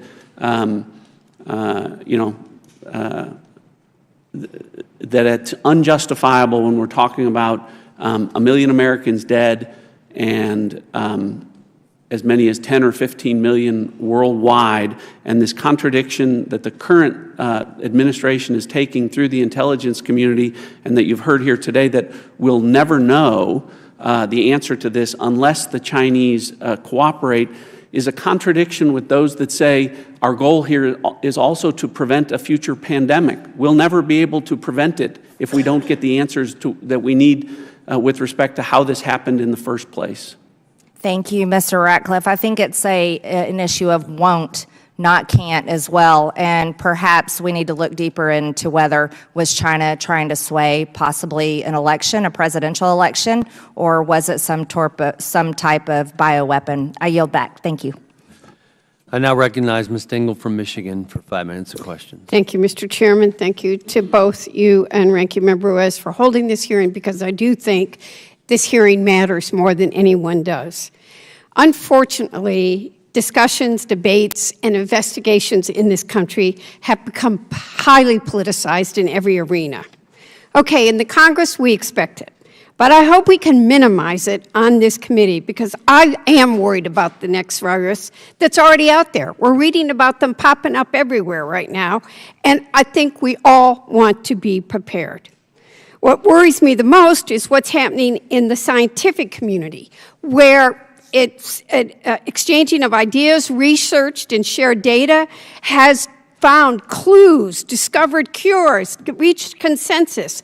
And this arena is becoming so highly politicized between virologists and researchers, public health officials, national security experts, and, oh yes, the politicians, that I think we're in trouble. To quote the Wall Street Journal this morning, these divisions and a lack of transparency from Beijing have hobbled efforts to determine how the virus first infected humans. I hope our committee can work together to address that. So today, I want to focus on a couple things I think we can all agree on and raise a couple of other issues. First, China has not been forthcoming. I think all three witnesses would agree to that, and I think everybody on this panel would agree to that. I strongly echo my colleagues' calls from both sides of the aisle that we need greater transparency from the Chinese Communist Party regarding the Wuhan Institute of Virology, especially if we want to prevent further pandemics. And the further we get away, the more complicated it becomes. Second, here's a reality. With respect to our witnesses, I do not believe that we have certainty in either direction as to how this virus started. Lots of us have opinions. Lord knows how many papers have been written, intelligence investigations undertaken, studies abound. And as we've heard today, some are firmly in the camp that it was a lab leak. Some say it appears to be a zoonotic transmission from an animal. I've been up endless nights. I'm not a scientist, but trying to study it, talk to people. But I think here's a fact. No one definitely knows. A report by the Senate Republicans that was released yesterday on the pandemic's origins said, to quote, after 18 months of research, the team that worked on the Senate report acknowledged it was unable to definitely pinpoint the source of the pandemic, which has killed, everybody here has talked about the million Americans, but it's killed 6.9 million people worldwide. We should all be worried about this and want to stop the next one. I think there are areas of agreement. While the intelligence community has not reached a conclusion on the exact origins of the pandemic, there appears to be a scientific consensus that this specific virus does not appear to have been developed as part of biological warfare. Now, let me be really clear. This doesn't mean we don't have to worry about other forms of biological warfare. But in this instance, the Office of the Director of National Intelligence declassified a statement states, quote, we judge the virus was not developed as a biological weapon. And other foreign countries and other scientists, there seems to be consensus on that. Next, some of my colleagues have pointed to the fact that the bat coronavirus, known as coronavirus RATG13, shares 96% sequence, similarly to the SARS-CoV-2, which is a virus that was responsible for COVID-19. To be clear, there is scientific consensus that this while everybody would say, oh, well, that's where it should be, that 4% difference represents decades of evolutionary distance from the virus that caused the COVID-19 pandemic. To put it in perspective, the National Human Genome Research Institute has found that fruit flies are nearly 60% genetically similar to us as humans. We're different than fruit flies. And third, while my Republican colleagues have attempted to draw conclusions based on reports of the Wuhan Institute of Virology researchers falling ill with symptoms consistent with COVID-19, the Office of Director of National Intelligence declassified assessment clearly indicates this is not diagnostic of the pandemic's origins. In fact, for the record, in November of 2019, I had 103 fever for 3 weeks. I ended up at infectious disease doctors at the University of Michigan and here, and no one knows what it was. And all the autos are located in Wuhan. But that's anecdotal. That's not a fact. We don't have facts. So, and I also want to say that, in 2018, we were getting warnings from the State Department of the lack of safety at the Wuhan airport, or at the Wuhan lab, and what were people doing? So I'm going to ask one question quickly. Dr. Lowenthal, is there any reason to doubt the validity of the intelligence community's determination on anything I just described? No. So I guess I'm going to have to conclude because I'm out of time. I could keep going, but I would like to submit both the declassified Office of the Director of National Intelligence Assessment and the peer review paper published by more than 20 leading virology researchers titled The Origins of the SARS-CoV-2, a critical review into the record. And I'd like to ask the chairman if he might ask his Republican colleagues on the Senate side if they would share their study for the members to read. Without objection, and the other is public. So I think it would be good for all of us to circulate it. With that, I want us all to work together. I take this virus very seriously.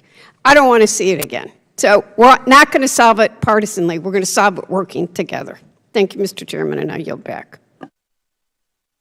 I now recognize Dr. Jackson from Texas for 5 minutes of question. Thank you, Mr. Chairman. I appreciate it. Thank you to our witnesses for being here today.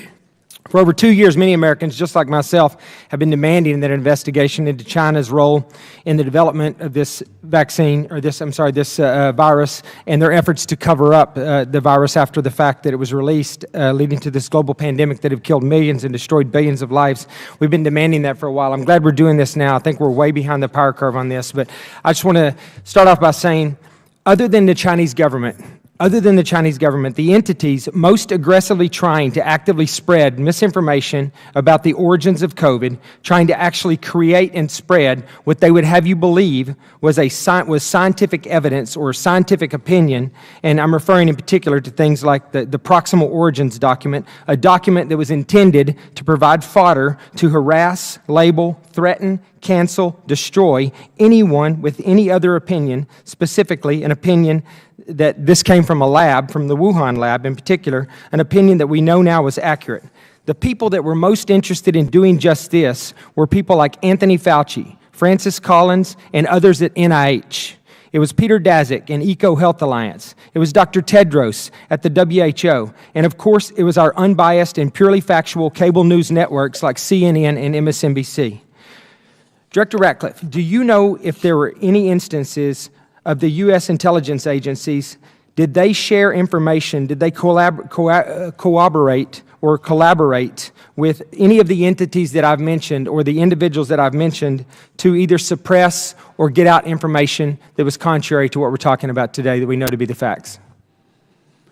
As I understand your question, Congressman, were any of the scientists or individuals associated with any of those groups, did they have were there interactions with the intelligence agencies? They did have interactions. I don't know the answer to all of them, but some of the individuals that I know, for instance, Dr. Peter Daszak, Dr. Farrar, Dr. Gary, I believe, were all at some point in time briefing various entities or agencies within the intelligence community about this virus. Well, one of the things I'm wondering, like, you know, we're looking back now and we're realizing that some of these intelligence agencies probably had enough information to make a solid determination that this most likely came from the lab in Wuhan as far back as a year or more ago. My question is, were they sharing this information with these people that were putting out contrary information, that were being propped up as the experts, that were giving us things like proximal origin, using it as evidence to completely undermine what I think the intelligence agencies knew to be the truth a long time ago? Was there an active push within the, and I ask that because you may have realized, you know, after the fact, because I think you had mentioned at one point that even within the intelligence agencies, you as the Director of National Intelligence were being kept in the dark on some things, or not being fully briefed, or maybe not being read into everything that was going on, because people that were subordinate to you were doing things maybe for politically motivated, or they were saying that they thought that they didn't want to draw politics into it. But I think, in my opinion, they were politically motivated themselves. Was there any effort on the side of the intelligence agencies to correct what was misinformation, what they knew to be misinformation at the time? Well, I can only speak to the personal knowledge that I have, and you know, the efforts that I engaged in was, as we found information and intelligence that was inconsistent with things that were some of the individuals that had consulted with the intelligence community had stated. We went through a process to declassify as much of that so that you would be aware. Or the State Department fact sheet that has been referenced a number of times about researchers being sick at the Wuhan Institute of Virology, coronaviruses, including the one most similar in nature to what became COVID-19, and the Chinese military's involvement. Those were all pieces of intelligence that I worked to get out publicly with Secretary of State Pompeo through a declassification process. So from my standpoint, my personal knowledge was where we became aware of inconsistencies like that, we did our best to make that information available publicly. Thank you. I mean, I guess what I'm a little bit worried about is I'm just worried that there was a process here where the intelligence agencies were purposely not sharing information, or not coming forth with the information that they knew to be true, because they were being influenced politically by what was going on in the White House or elsewhere. Yeah, and I think that, you know, as again, I didn't just there were instances that were documented by the analytic ombudsman that reflect the fact that when it came specifically to China, the country of China, that some of our intelligence and our analytic judgments were impacted by partisan politics and the desire for intelligence not to be used by one party as opposed to another. Right, and I bring this up because I think it happens in this administration for the last 2 years. It's happened in the military. I think it happens in our intelligence agencies. These are people that we pay to be nonpartisan, to protect us. We pay them because of their expertise so that they can make sure that our national security is intact. And I think that if there's any of that going on behind the scenes, we need to get to that. People do not need to be making decisions based on their political beliefs or their political alignments if it's going to impact something like our response to COVID. I agree completely. Thank you. I yield back, sir. I now recognize Mr. Garcia from California for 5 minutes. Thank you very much, Mr. Chairman. Thank you to our witnesses. I do want to start, Mr. Chairman, by just responding to one of the committee members who just made some comments trying to link the origins of COVID to some of the national security leaks that are very concerning that we've been discussing recently. It's important to note that this committee itself cannot have credibility to discuss sensitive intelligence information if members of the majority are going to publicly defend people who continue to leak top secret information, which is in violation of their oaths of office. This member of the committee, these members of the committee have defended Jack Teixeira, who has been arrested for leaking classified information. Let's be very clear, just to clarify that, he was no whistleblower. He wasn't telling the truth or trying to serve the public. And all the evidence shows that he has recklessly shared classified information to impress friends in a private chat, of which was also racist memes and jokes. If he is found guilty, he should be held fully accountable under law, and anyone who defended him should be ashamed. And so, again, we want to ensure that if we're going to actually talk about important information, the origins of COVID, we should actually focus on COVID, on the pandemic, and not trying to link this to someone who betrayed our country. I yield back the remainder of my time. Thank you. I now recognize Mr. Cloud from Texas for 5 minutes of question. Thank you all for being here today. Thank you, Chair, for continuing this investigation. So important to where we need to go in the future. You know, Director Radcliffe, I promoted you maybe in one way, but you mentioned some of the stuff coming up with that China did to cover up a lot of what happened. We know they hoarded PPP, they silenced dissenters, they blocked investigations into the Wuhan lab. They've, as you mentioned, blamed service members. They've destroyed data, and so where we don't have maybe evidence of the definitive evidence of the origin, it certainly seems like we have evidence of a cover-up. Now, you know, I'm aggrieved by that, but I'm not surprised that godless communist countries do bad things. What has been extremely concerning and surprising, I think, to a lot of Americans is to see how certain aspects of our government has, in a way, misled them through the last few years. And you've mentioned that you have pretty high confidence that this did not have natural origins. Now we have the Department of Energy and the FBI now say that the lab leak is the most likely scenario as well, which, you know, you mentioned all the apparatuses at our intelligence, world-class, world-leading tools that our intelligence community has, and it boggles the mind of the American people to see that 3 years later, the intelligence community is finally coming around to where the American people were, you know, about 3 years ago. Could you speak to, can you elaborate on how you developed your degree of confidence to the extent that you can? I realize there's information you cannot share. But. Well, I've talked a little bit about it today, but I think, you know, this highlights one of the, you know, the comments that the Congresswoman from Michigan was making earlier about no one can know with certainty. I actually agree with that at this point in time, but we don't have to in making intelligence community assessments. We have to have some level of confidence. It can be low, it can be moderate, or it can be high. So I have been very clear that when we look at all of our intelligence, much of it is circumstantial. And with circumstantial evidence, you can never know with certainty.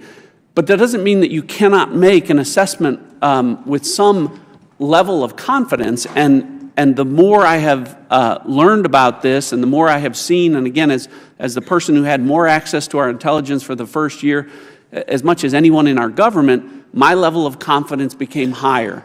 The things that others were supporting for a natural origins approach have fallen away, and some of the people that were promoting that have been revealed to have had conflicts of interest in perhaps promoting that as a theory. But again, I go back to the fact that at this point in time, 3.5 years later, no scientist in the world can point to anything from an environmental standpoint that ties COVID-19 to nature. On the other side of the equation, you have all of the things that we've talked about, China's obfuscation, and the fact that they have the best access to the intelligence that would be diagnostic and dispositive, and yet they have shared none of that with us. And if they had any that was indicative or diagnostic that this was naturally occurring, why wouldn't they share that? If there was no one to blame for this pandemic, why wouldn't they share that information? I think the answer is that they know certainly, or they don't know the answer, or they don't want to know the answer, because like me, they know that the intelligence certainly points to lab leak as the most plausible assessment, the only one supported by intelligence, science, and common sense at this point. Now, you developed this high degree of confidence. Could you speak about when? Was it earlier or later in the process? You know, when I became the Director of National Intelligence, I had seen the prior assessments. I had been a member of Congress on the intelligence community. I said, show me all of the intelligence that we have, and I was frankly surprised how little we had supporting natural origins, how much we had, circumstantial or otherwise, that supported the lab leak. And over time, again, some of the explanations for natural origins became less and less likely. Again, I was told that some of this would appear over a course of months. We've now been 3.5 years, and we haven't identified an intermediate host, a reservoir source or species, any of those things. So pretty rapidly, which is why I talked about the process that Mike Pompeo, Secretary Pompeo, and I went through to declassify some of this with the hope that the next administration would declassify more information while protecting our sources and methods, and that this body would hold hearings. Unfortunately, 2 years went by without any hearings in this body into the origins of COVID. So, you know, I'm grateful that we're getting there, but these are things that should have taken place a long time ago. Now, you've alluded that even as the DNI, you had trouble sometimes getting information from the intelligence community, and could you speak to that? Well, I think there was at times reluctance, and you know, as I've commented, that you know, the independent analytic ombudsman found that there were instances where, particular to China, some intelligence was being suppressed so that it could not be used to support policies that the administration in which I was serving, the Trump administration, could use that, and that was improper. You know, and I think I've addressed that.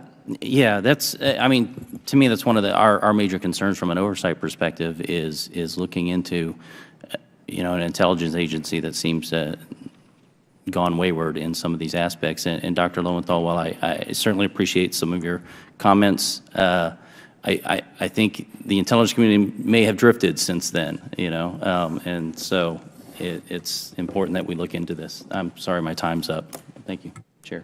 I now recognize Dr. McCormick from Georgia for 5 minutes. Thank you, Mr. Chairman. Mr. Ratcliffe, Mr. Honorable Ratcliffe, thank you for your service in Congress. Also, thank you for your service as former Director of National Intelligence during a tumultuous time during the origins of this disease process. Recently, Director Wei confirmed the FBI report stated that the COVID-19 pandemic was likely the result of a lab incident in Wuhan. Based on your knowledge, do you agree with the report from the Department of Energy as well? I agree with both the FBI and the Department of Energy. Thank you. In your testimony, you stated, and I quote, "Our intelligence has led to a demonstrable shift whereby a few of the intelligence community's 18 agencies are now publicly assessing the COVID-19 virus originated from a lab leak in Wuhan. And as this shift continues, the day will come when every single agency in the intelligence community will make the same assessment," end quote. Do you think there is another federal agency close to falling on the side of the Wuhan lab leak theory in the near future, and if so, which one?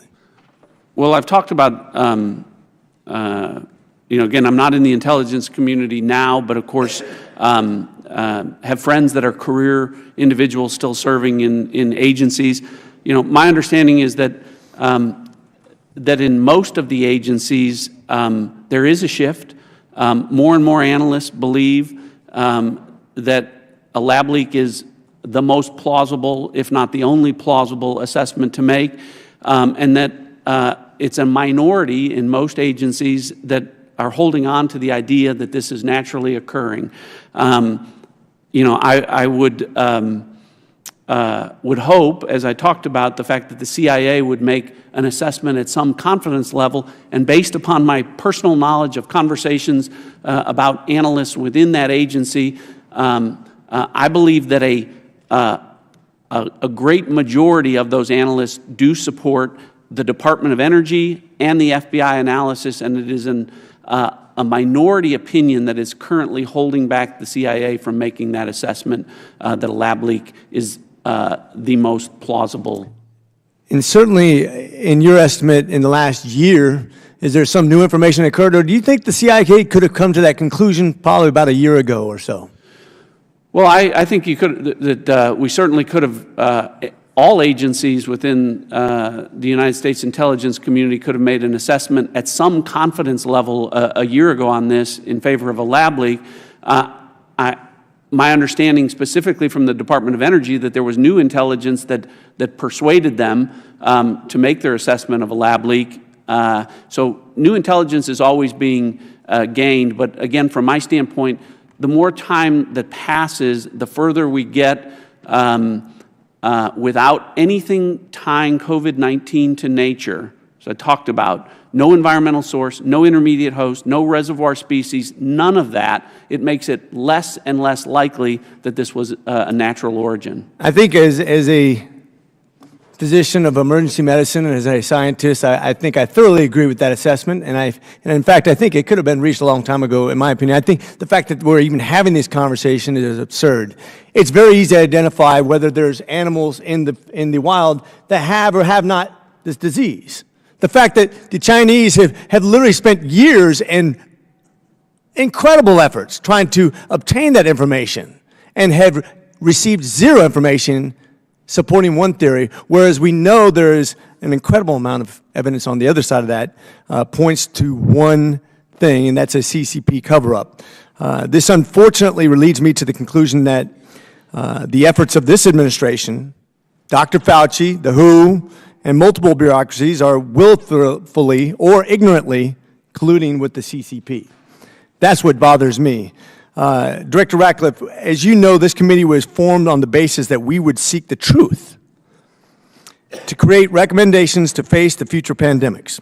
With that being said, I have one last question for you. In your opinion, what reason could the administration, public officials, and many of our federal agencies have for hiding the truth from the American people? And if you can't speak to that, what effect do you think this has on the American people's trust of their public health officials and the government? Well, I would say that, you know, China has been identified as our #1 nation-state adversary. They've been described by the current administration as a strategic competitor, but our intelligence clearly tells us they are an adversary. Their public actions very clearly dictate that they are an adversary, and I think that the current administration, for whatever reason, has been reluctant to confront China on any number of issues or transgressions that have taken place publicly, from spying, a spy balloon that flew over the country, threats against legislators in this body from landing in Taiwan. The list is long, and there hasn't been an effort by the current administration other than to say we're not seeking conflict with China. And I think that that has continued with respect to this issue into COVID origins. I agree with you. I don't think we can learn from this if we're not being honest. We can't prepare for the next pandemic if we're not being honest. We have obvious answers that we want to ignore. I think we've been biased. I think we have to really acknowledge this. If we're going to prepare for the next virus, Mr. Chair, I think we cannot disallow that we've already had multiple viruses from animals in the past, but we're not doing what we need to prepare for with Wuhan leaks and disallowing gain of function. With that, I yield. I now recognize Mr. Moskowitz from Florida for 5 minutes of questions. Mr. Chairman, thank you. The American people deserve to know the origins of the COVID-19 virus. I happen to believe, based on the evidence that is available, that it's most likely that it came out of the lab than not. But for the families who lost loved ones to COVID, they don't have an answer. For the businesses that were shut down, they don't have an answer. For the folks in nursing homes who couldn't have their loved ones visit them, they don't have an answer. And I know all of this because I'm the only one in Congress who ran a COVID-19 response operation as the Director of Emergency Management for the state of Florida. I'm the only one who had to go to China to buy masks and buy nasal cannula oxygen and buy ventilators and having to buy viral media and universal media and having to get all of that stuff from around the world, competing with everybody but Antarctica, because this country was not prepared to take on a pandemic. Those families deserve to know. My dad, like some others, was diagnosed with cancer during COVID-19. We couldn't be with him in the hospital during treatment. Those families have a right to know. Students who weren't in school have a right to know. But also, I think the American people have a right to know why so much misinformation was spread about COVID-19 in this country by President Trump. Let me just read some of the greatest hits from President Trump. China's been working very hard to contain the coronavirus. The United States greatly appreciates their efforts and transparency. It will all work out well. In particular, on behalf of the American people, I want to thank President Xi. Okay. I just spoke to President Xi last night. And you know, we're working on the problem, the virus. It's a very tough situation. I think he's going to handle it. I think it's handled very well. We're helping wherever we can. Just had a long conversation with the president of China. He's strong, sharp, powerful, focused on leading the counterattack to the coronavirus. He feels they're doing very well, even building hospitals in a matter of days. Great discipline in taking place in China. President leads strongly in a very successful operation. We're working closely with China to help. I think China was very, professionally run in a sense. They've got everything under control. I really believe they're going to have it under control very soon. In April, supposedly it's going to die with the hotter weather, and that's a beautiful date to look forward to. But China, I can tell you, is working very hard. We have very few people in this country with COVID, and you know what? They're getting better. They're all getting better. I think the whole situation will work out well. We pretty much shut it down coming from China. We only have 15 people with COVID. And, 15 within a couple of days, it's going to go down to 0. That's a pretty good job we've done. It's going to go away, hopefully at the end of the month, and if not, hopefully soon after that. I could keep going. This goes on, and every day it goes on, there were more and more cases in this country. And so we have to find out why the president was spreading that information. We heard about this paper, Proximal Origins paper, in the committee. And we heard from members that this paper specifically said that they didn't want to investigate the lab leak at all. That is not true. Here's the quote from the paper. We must therefore examine the possibility of an inadvertent laboratory release of SARS-CoV-2. So I don't know why we continue to spread this misinformation. I also think one of the things we should learn, because the document that Mr. Radcliffe has been reading from as part of his testimony, suggests analysts appeared reluctant to have their analysis on China brought forward because they tend to disagree with Trump administration policies. Well, one of the things I also think we should investigate is, did the professionals not share the information they had with the president because they didn't trust the president because every single day he was going out saying this stuff? Or better, going out and telling people they can drink bleach or they should just go out and put light in the body and we'll get rid of COVID. I mean, this went on for a long period of time. So yes, we need to investigate. We need to investigate the origins of COVID. We need to know what we knew when, and we need to share that with the American people, and we need to know why President Trump, who was in charge when COVID happened, he was in charge when COVID got out of control, why he didn't tell the American people the truth. I yield back. I now recognize Mr. Jordan from Ohio for 5 minutes. Thank you, Mr. Chairman. Mr. Ratcliffe, I think Dr. McCormick was on to the right question. It seems to me the fundamental question is why? Why did they lie to us? And why is it taking so long? You point this out in your testimony. Why is it taking so long for every government agency to admit what we all know? Because belief in a lab leak as the origin of, as the start of this, is not a conspiracy theory, is it, Mr. Ratcliffe? No. Why is it taking so long then? I mean, you knew that early on, right? If I look at you, you knew that you were confirmed, I think, in May of 2020, and you knew that within weeks that this thing came from a lab. In fact, you say that, I think, in your testimony. You say a lab leak is the only explanation, only credible explanation. If this were a trial, the preponderance of the evidence is all on the side of the lab leak. You knew that within weeks. So why did the government not tell us the truth? Well, I think, when you look at the intelligence community report that the Biden administration put out in October of 21, they acknowledge that China's refusal to cooperate, but the report in any way ignores what I think is the inescapable fact and reality that if the CCP had anything exculpatory, anything at all, anything that would be helpful to showing that no one was to blame for this, right, that this occurred naturally, that they would share that. And, why not share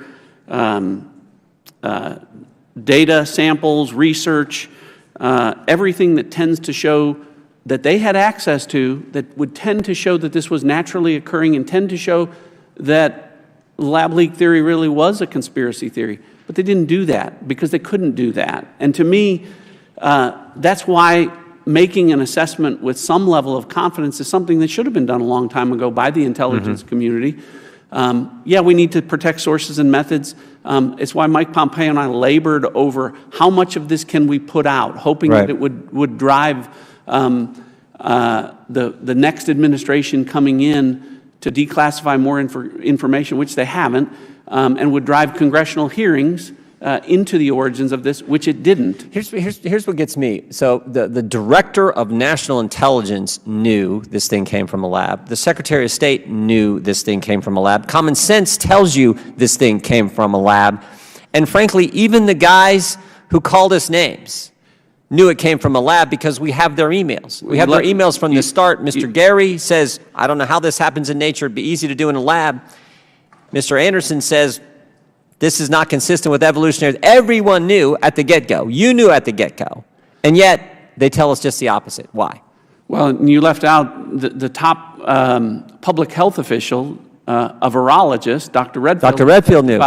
He's testified, yes. Also testified. So you did. You had the top diplomat, the top of the intelligence community, the top public health official, all telling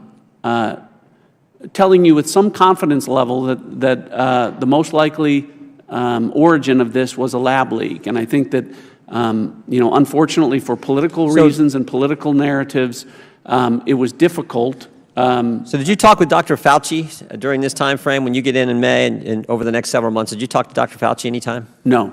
Never spoke with Dr. Fauci? No.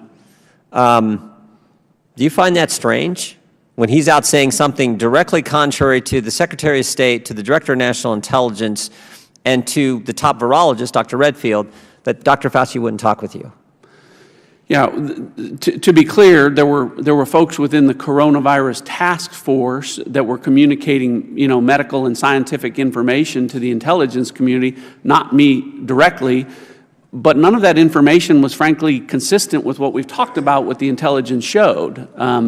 Again, some of those individuals, to include Dr. Fauci, were promoting the idea that this was natural origins, and notwithstanding the language that was read, they were referring to it publicly as a conspiracy theory in certain conversations. Dr. Collins called us conspiracy theorists if you believed in the lab as the origin. Tell me why do you think Fauci and Collins took that? I got my theory and I think I'm right, but I'd like to hear from the Director of National Intelligence what he thinks Fauci and Collins' motivation for sharing false information with the American people. Well, I think the best evidence of that is their own conversations, which say that they didn't want unwarranted or unwanted, or I think the term was unwanted attention to the relationships that were taking place between Western virologists and those working within the Wuhan Institute of Virology, and funding sources for some of that research. Our money to a lab in China that wasn't up to code, that was doing gain-of-function research, and that's where this thing came from. That's what they didn't want us to know. Do you agree with that, Mr. Ratcliffe? I do agree with that. That's important. Thank you. I yield back. I'd now like to yield to Ranking Member Ruiz for a closing statement, if he would like one. Thank you. As I have said since the Select Subcommittee's first hearing, our efforts to understand the origins of the COVID-19 pandemic should remain evidence-based and free from politicization, partisan rhetoric, and conspiratorial accusations without proof that seek to vilify our nation's public health officials. We should not politicize intelligence and turn the origins questions into a partisan blame game. Instead, we must let our nation's scientists and intelligence professionals do the work necessary to promote our understanding of the pandemic origins without political interference. And while the experts work to determine how the coronavirus came to be, we should focus on putting people over politics. We should develop forward-looking, evidence-based policies that will keep the American people safe from future pandemics. And we should take an intelligent, strategic approach to competition with China and the challenges posed by the Chinese Communist Party. Instead of fanning the flames of extreme rhetoric, we should build on the progress we made over the past 2 years under President Biden to ensure America's interests flourish domestically and abroad. Now, more than ever, we must double down on our commitment to scientific integrity and put the needs of the American people above political theater. Let's reject extreme partisan rhetoric and work together to save lives. The American people deserve nothing less. Thank you, Mr. Chairman. I yield back. Thank you. You know, I serve on the Intelligence Committee, and as a physician, when the pandemic began, there's no doubt I took an extreme interest into what was going on. Mostly, what I was interested in was what was going on physiologically, causing so many people to die. Interested in finding out ways that we could maybe find treatments for people that actually worked. And started doing research. Lockdown came, nothing else to do. Just sitting at home, going back and forth with another doctor from Ohio who actually got on the phone with infectious disease doctors in China. We began our COVID-19 origins investigation in February of 2020. And we found an article during that time that I had never seen before, medical article, research article, published by Ralph Barrick from North Carolina and Dr. Zhengli Shi from China.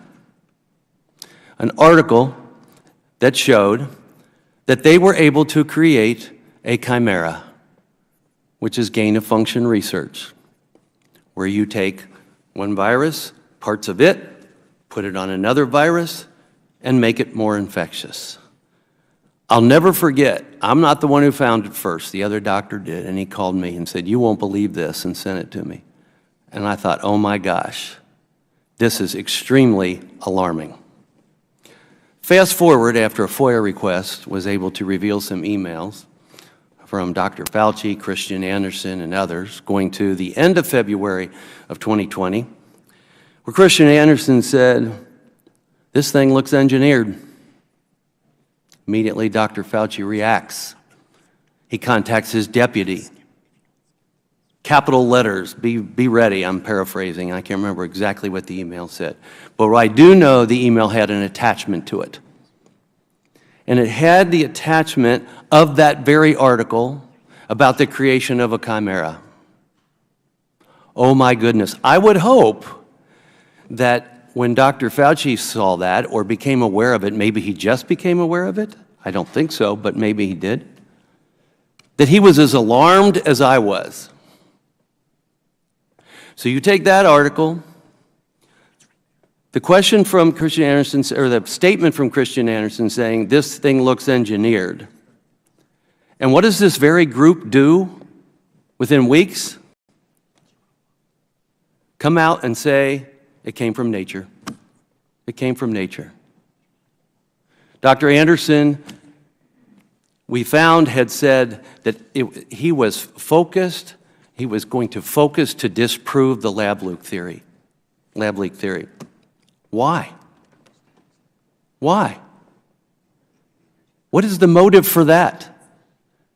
That is very reasonable to ask that question. Mr. Moskowitz, I guess, wasn't here for the other hearings. He's not on this subcommittee regularly, so he doesn't understand that that's actually what Christian Anderson said, that I'm going to focus to disprove the lab leak theory. And they wrote proximal origins, got it published. How can we not question this motive? And if we are going to do all that we say we want to do with this committee to move forward, we have to consider these types of things, the motives, whether they're political or personal, so that we don't let someone else do that again in the future. As I mentioned, I'm on Intelligence Committee, so I'm able to get intelligence that others weren't able to get. And under Chairman Schiff, there was an unwillingness to investigate this together. The good news is, in the Intelligence Committee, that rift is now gone, and we work together very well.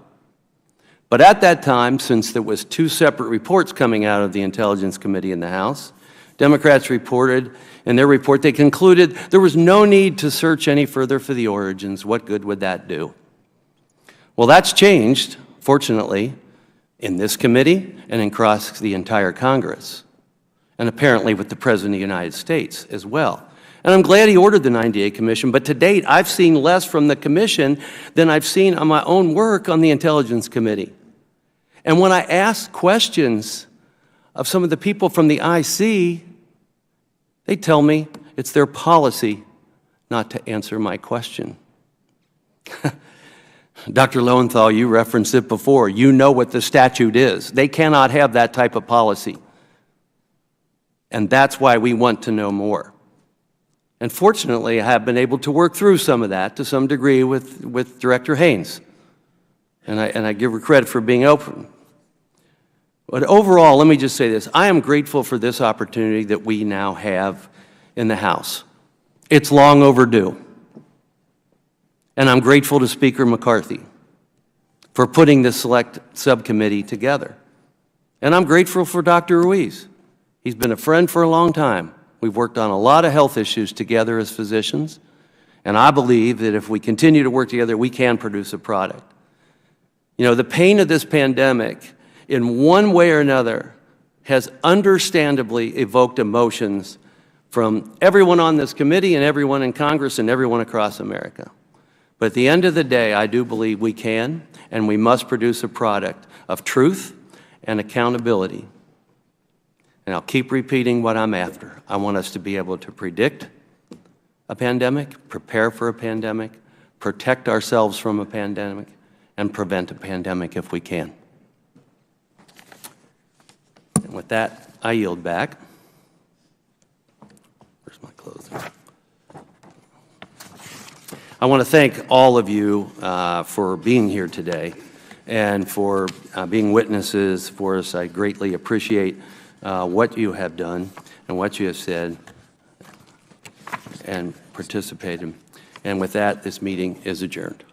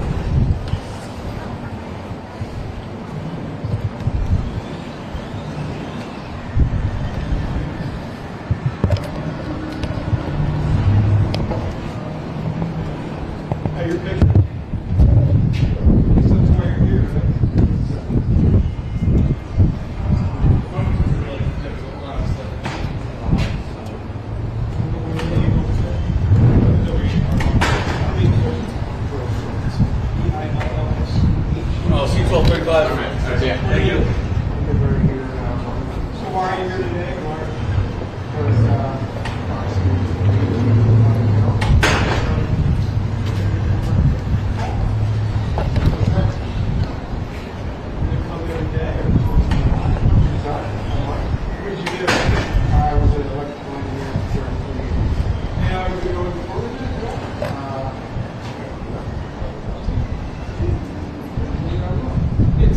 Today's, they just finished your selection, so I'm making arguments. Because you got to be A, you can't forgive it.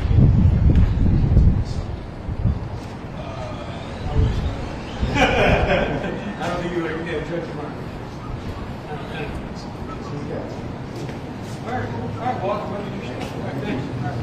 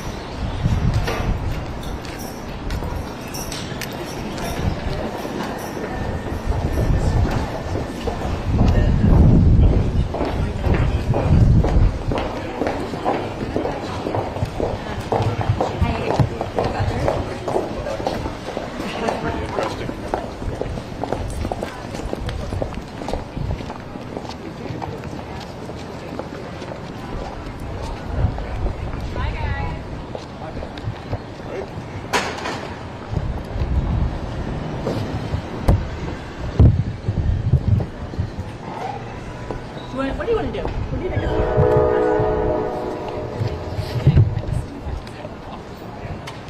No, was that Fox or Dominion? Like in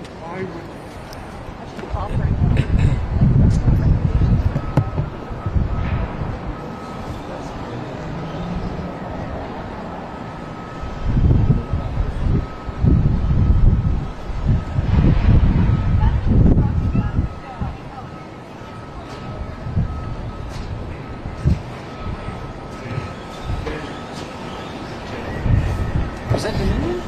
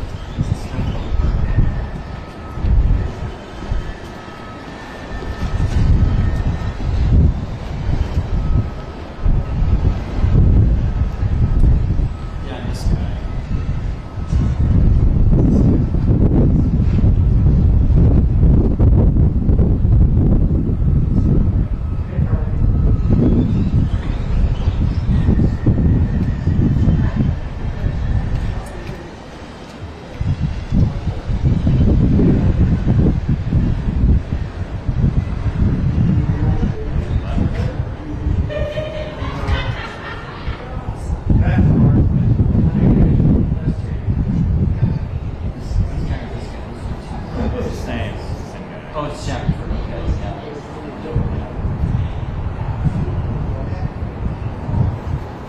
I'm not sure. Yeah.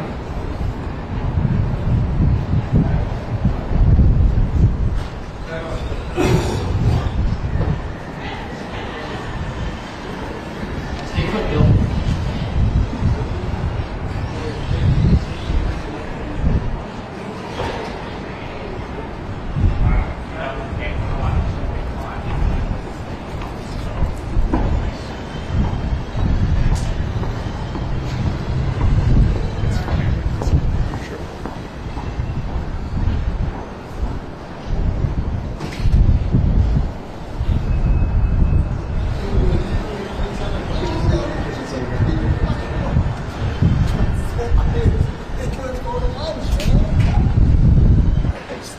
This is.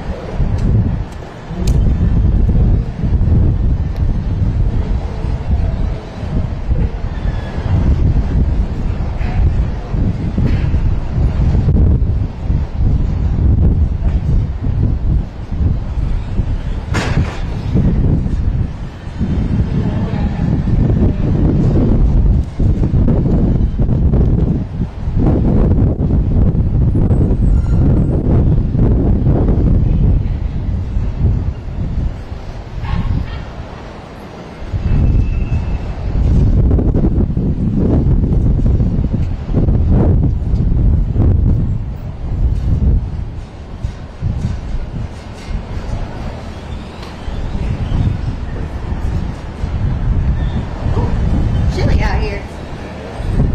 Not wet.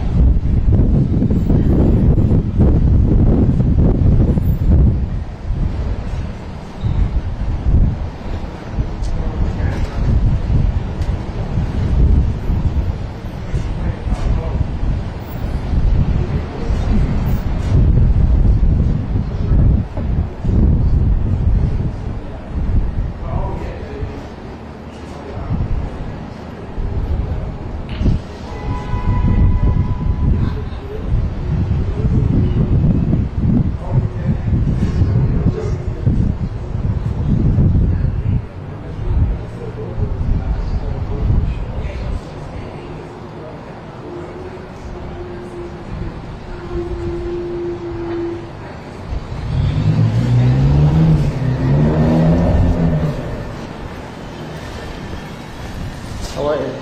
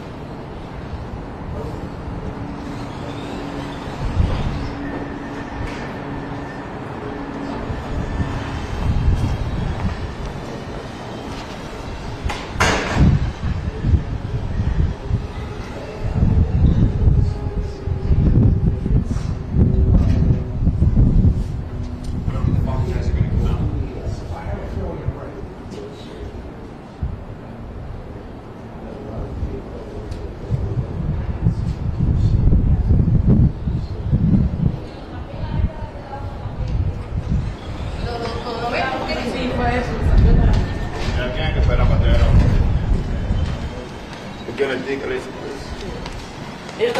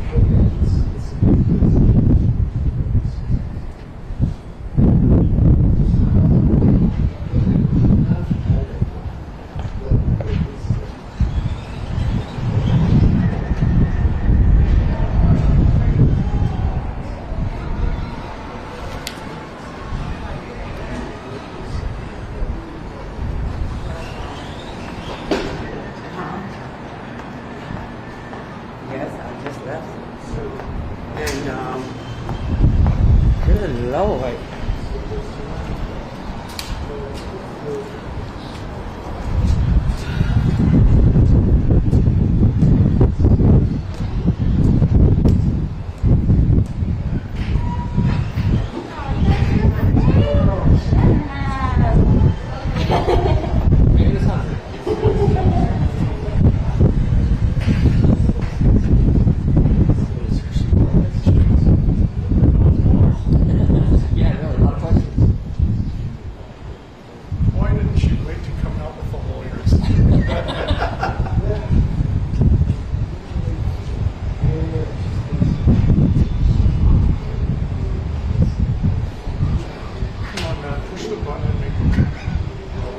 Push the button.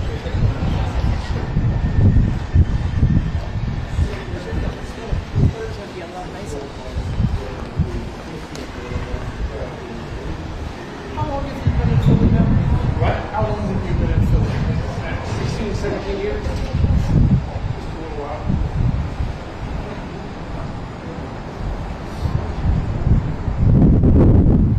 And you're the only staffer? No, I got a coworker. You've got another? Yeah. Jessica Coleman is next. Check out those reports. Okay.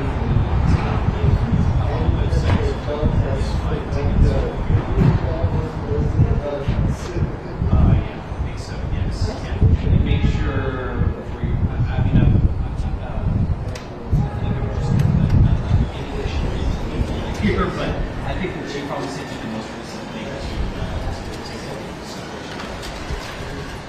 All right. Is that okay? I'm not, I know I'm.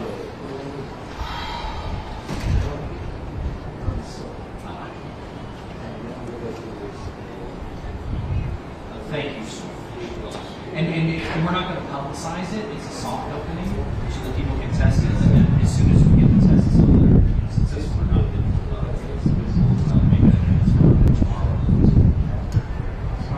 thank you so much for it. I really appreciate it. I know this is your